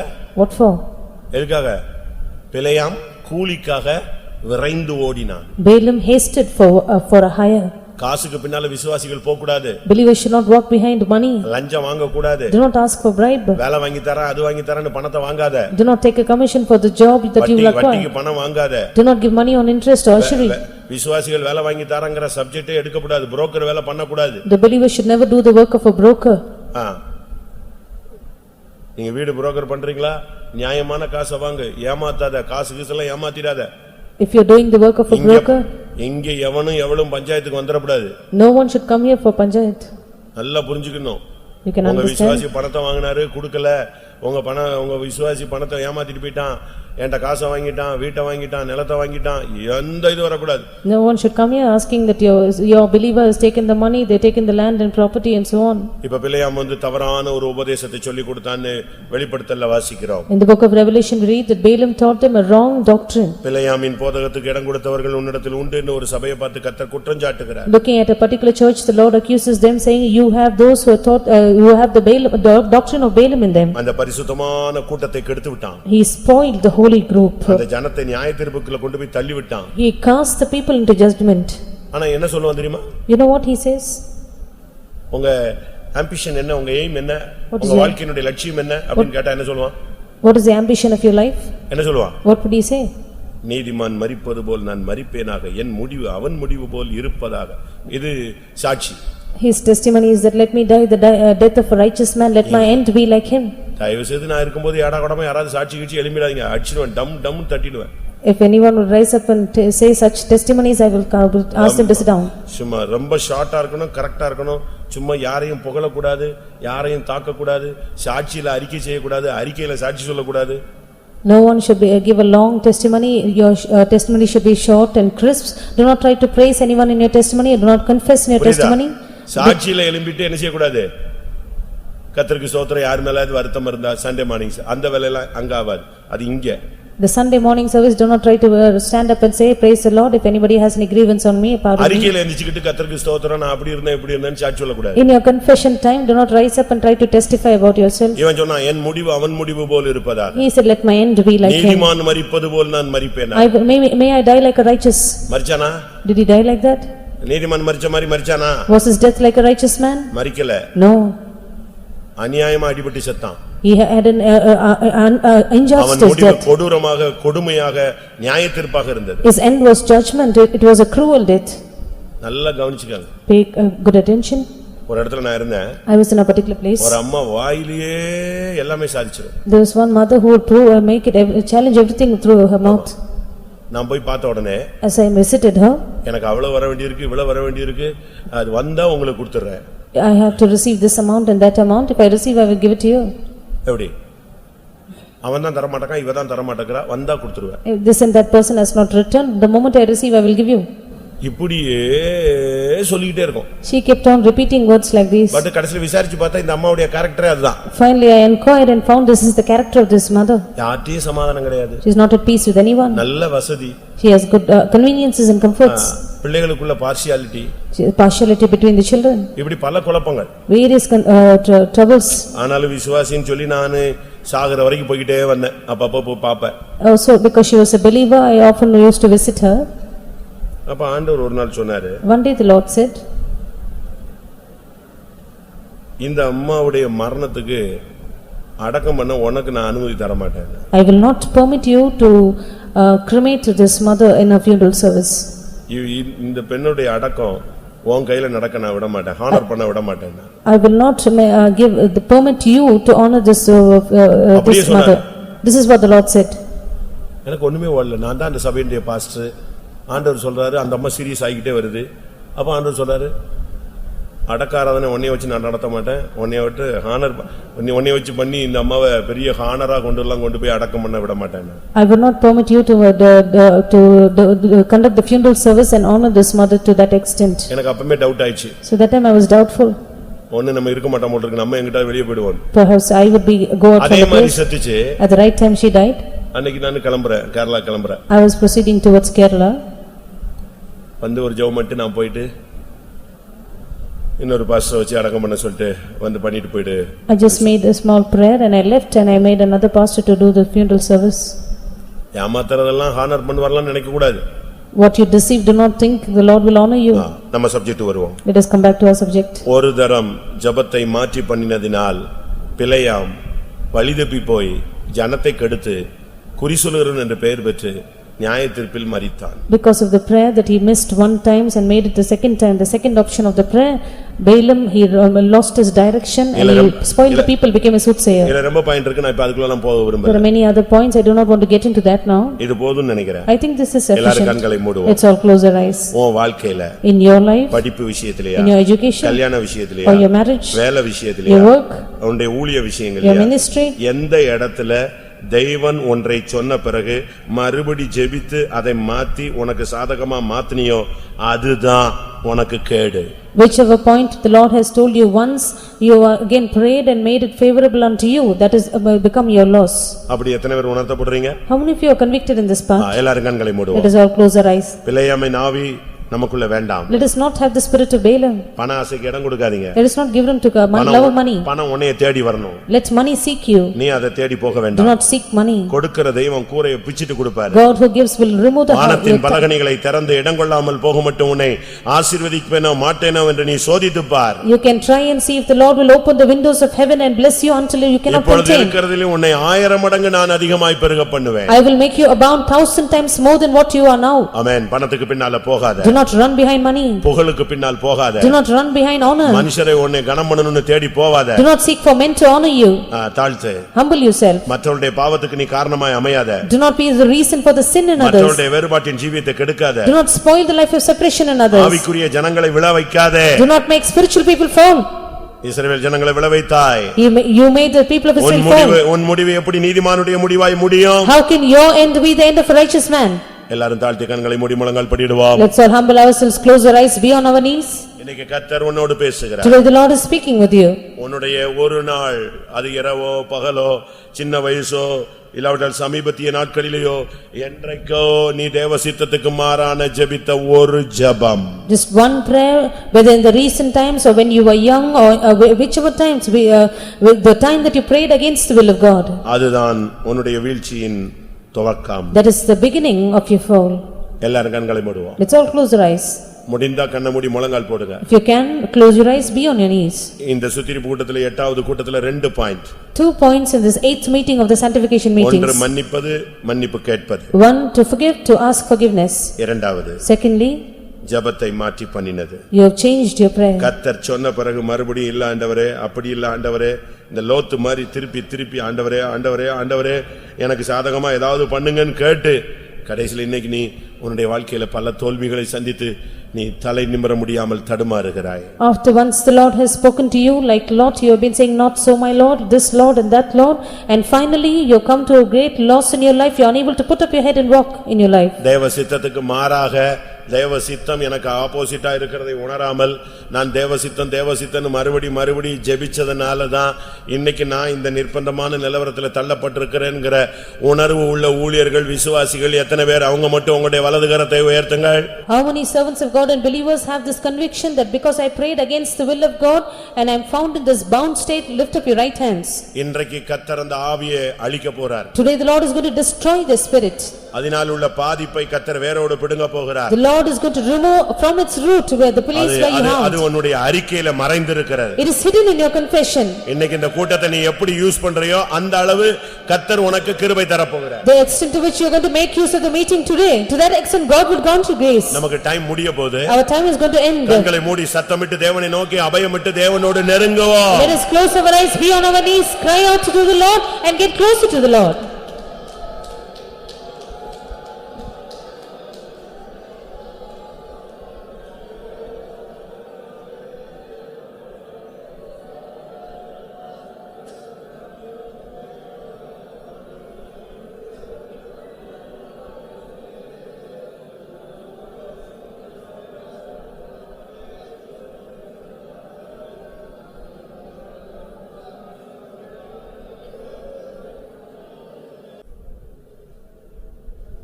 ஒருவேளை நீங்கள் 8 கூட்டத்துக்கு வந்திருக்கலாம், இல்லாவிட்டால் 4 கூட்டத்துக்கு வந்திருக்கலாம், 2 கூட்டத்துக்கு வந்திருக்கலாம், எத்தனை கூட்டத்துக்கு வந்திருந்தாலும் சரி, இன்றைக்கு பலிபீடத்தில் அக்கினி இறங்க வேண்டும்.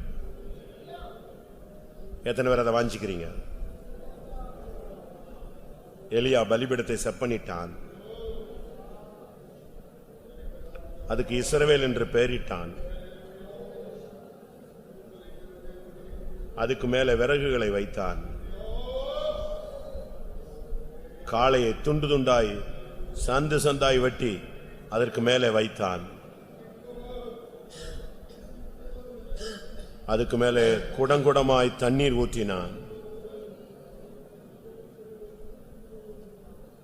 ஒவ்வொரு கூட்டத்திலும் இருதயம் உடைந்து நொறுங்கி மனஸ்தாபப்பட்டு அழுது கண்ணீரோடு விடுதலைக்காக, மீட்புக்காக, சமாதானத்துக்காக, பரிசுத்தத்திற்காக, தெய்வீகத்திற்காக நீ ஒன்றொன்றாய் வெட்டி வைத்திருக்கிறாய்.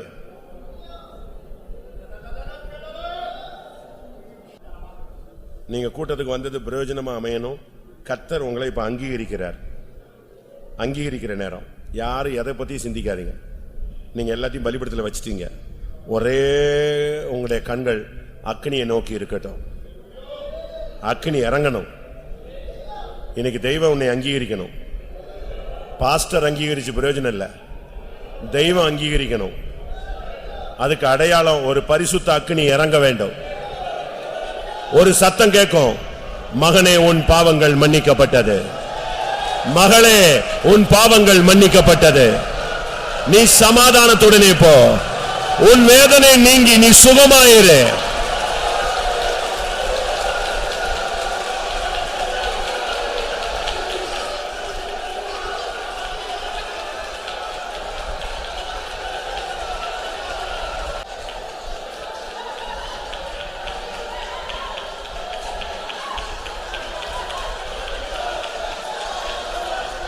ஹல்லேலூயா, ஹல்லேலூயா. பாவக்கரை நீங்க என்னை முற்றிலுமாக, பாவக்கரை நீங்க என்னை முற்றிலுமாக, உம் சுத்தமுள்ள இரத்தத்துக்குள் தோய்த்ததினாலே, உம் சுத்தமுள்ள இரத்தத்துக்குள் தோய்த்ததினாலே, பாவக்கரை நீங்க என்னை முற்றிலுமாக, பாவக்கரை நீங்க என்னை முற்றிலுமாக, உம் சுத்தமுள்ள இரத்தத்துக்குள் தோய்த்ததினாலே,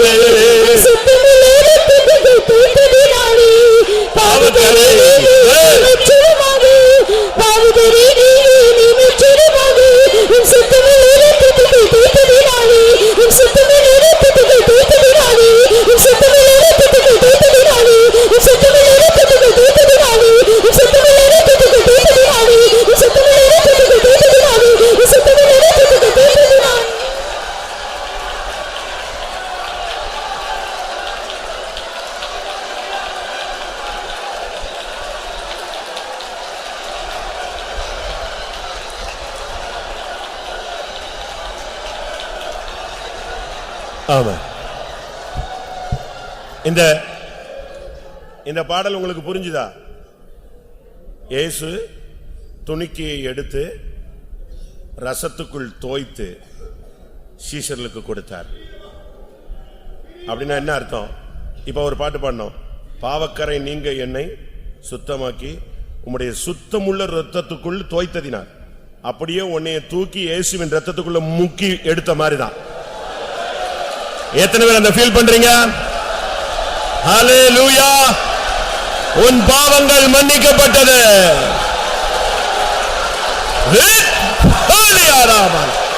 ஓ திடா திடா திடா.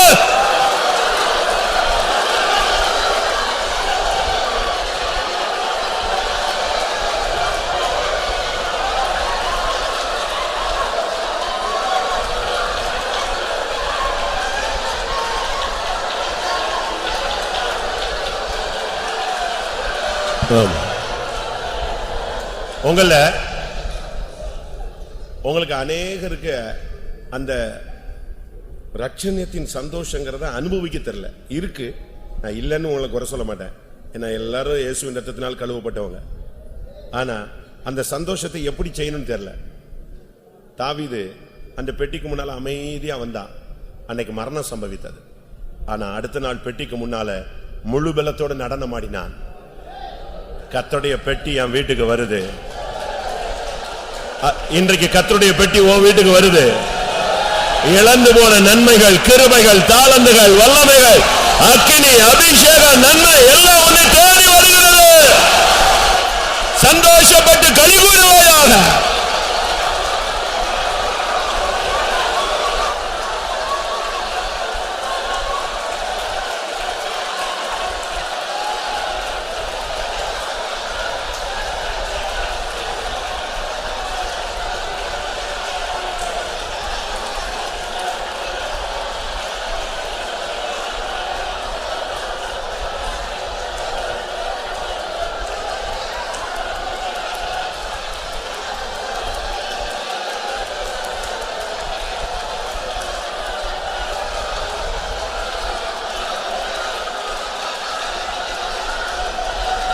ஹல்லேலூயா. தைரியமா சொல்லு, இயேசு என் பாவத்தை மன்னித்தார். ஹல்லேலூயா.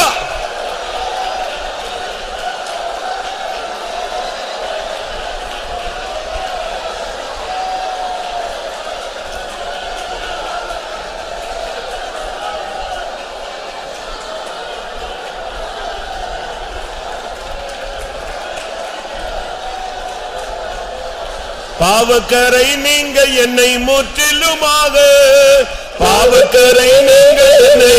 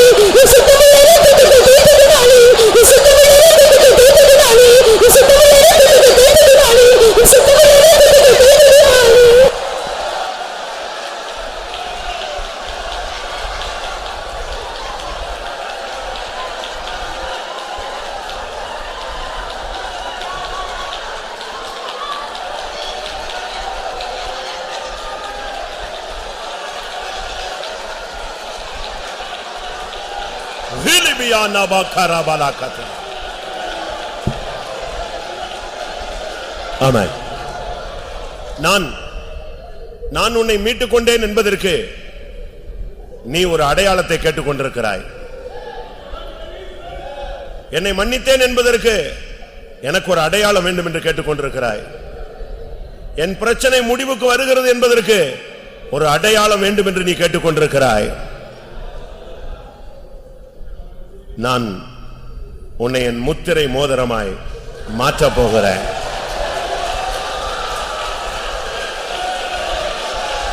என் கரத்தில் நான் உன்னை எடுக்கப் போகிறேன்.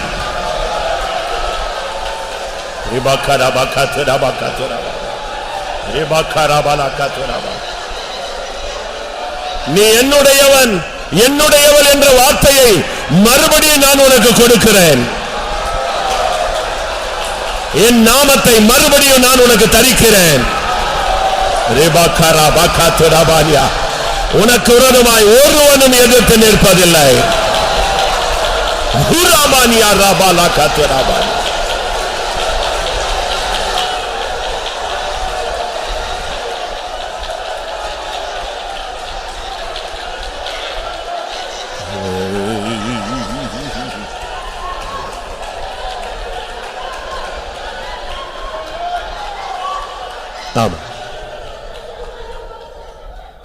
கூட்டம் முடிய போகிறது. எத்தனை பேருக்கு ஒரு புதிய அபிஷேகம் வேணும்? இது 8வது கூட்டம். இனிமே அடுத்த கூட்டம்லாம் சர்ன்னு போயிடும். ஒரு புதிய அபிஷேகம். பழைய வாழ்க்கை வேண்டாம். ஒரு புதிய பாதை, ஒரு புதிய ஊழியம், ஒரு புதிய அபிஷேகம். எத்தனை பேருக்கு அப்படி ஒரு ஆசை? நீங்க கொஞ்சம் இடம் கொடுத்தீங்கன்னா போதும். நீங்க உங்களை கட்டுப்படுத்தாம இருந்தா போதும். இந்த மாம்ச சரீரத்தை கொஞ்சம் ஒப்பு கொடுத்தீங்கன்னா போதும். ஒரு சரியான அக்கினி உள்ள பத்தி எரியும். ஹல்லேலூயா, ஹல்லேலூயா. இப்பொழுதே பெற்றுக்கொள்ளுங்கள்.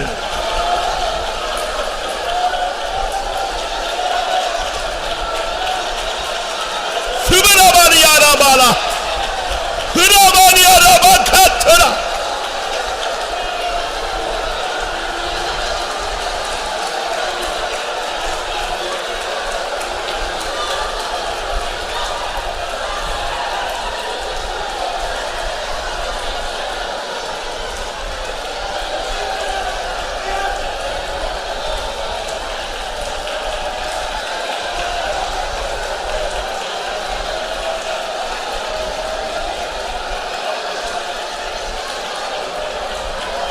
Hallelujah, hallelujah, hallelujah.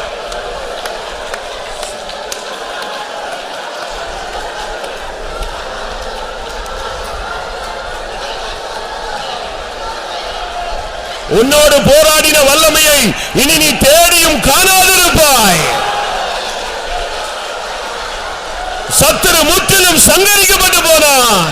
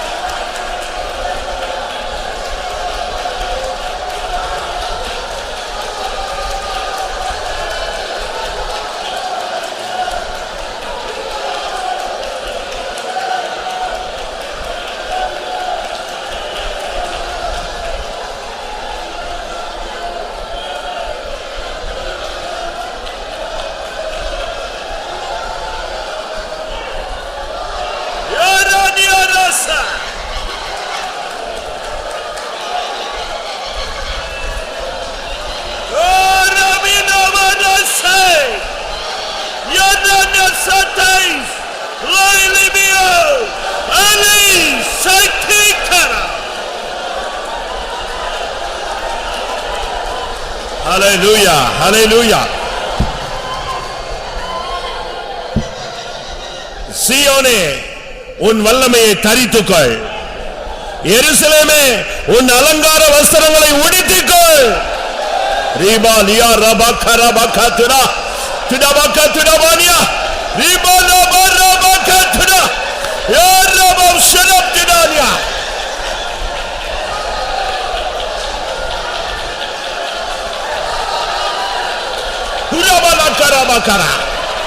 Amen, amen, amen, amen, amen, amen, amen, amen.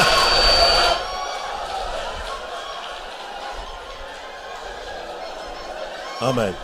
ஊற்றிடும் எங்கள் உள்ளத்தில் அன்பை, ஊற்றிடும் எங்கள் உள்ளத்தில் அன்பை, உமக்காகவே ஜீவிக்க நாங்கள் உமக்காகவே ஜீவிக்க.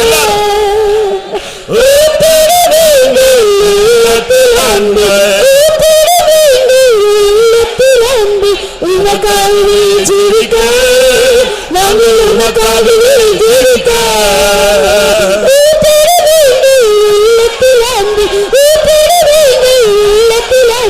உமக்காகவே ஜீவிக்க நாங்கள் உமக்காகவே ஜீவிக்க.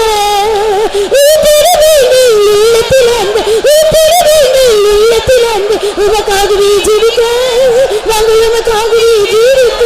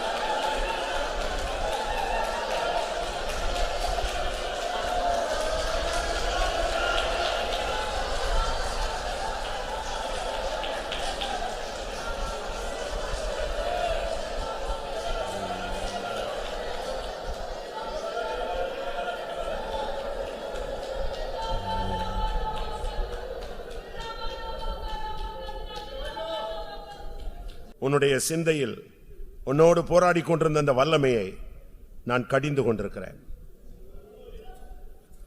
கிறிஸ்து இயேசுவில் இருந்த சிந்தையாய் நான் உன்னுடைய சிந்தையை மாற்றிக் கொண்டிருக்கிறேன்.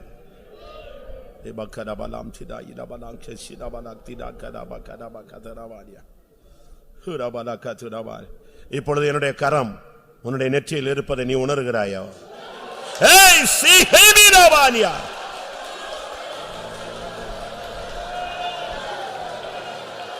என்னுடைய வேலை உனக்குள் நடந்து கொண்டிருக்கிறது. நான் என் சித்தத்தை உனக்குள் நிறைவேற்றிக் கொண்டிருக்கிறேன்.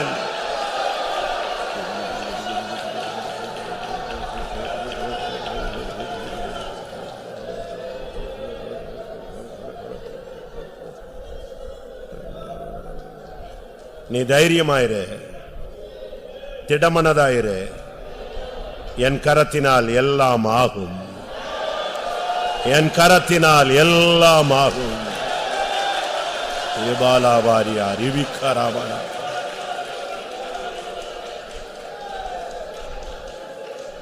ஆம், கர்த்தருடைய சமூகத்துக்காய் ஸ்தோத்திரம் பண்ணுவோம்.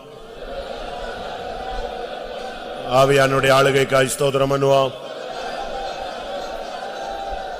தொடர் கூட்டங்களை கர்த்தர் பொறுப்பெடுக்கும்படியாய் ஸ்தோத்திரம் பண்ணுவோம். சபையை பரிசுத்தப்படுத்தும்படியாய் ஸ்தோத்திரம் பண்ணுவோம். எல்லா மகிமையும் அவருக்கே செலுத்தி ஸ்தோத்திரம் பண்ணுவோம். ஜெபம். பரிசுத்தமுள்ள நல்ல ஆண்டவரே, ஆசீர்வதிக்கப்பட்ட உம்முடைய மகிமையின் சமூகத்துக்காய் ஸ்தோத்திரம் ஆண்டவரே. கர்த்தாவே உங்க ஸ்தோத்திரம். இந்த 4ஆம் நாள் கூட்டத்திலும் கூட தேவனுடைய வல்லமையின் கரம், எங்களை பரிசுத்தமாக்கிற கரம், எங்களை சுத்திகரிக்கிற கரம் எங்களுடைய மத்தியில கடந்து வந்த தெய்வக்கான் நன்றியோடு ஸ்தோத்திரிக்கிறோம். நீர் எங்களை நேசிக்கிறபடி நாளை திரும்பவும் துருவமாக எங்களுடைய குறைகள் எல்லாம் உணர்த்தி தருகிறீர் ஆண்டவரே.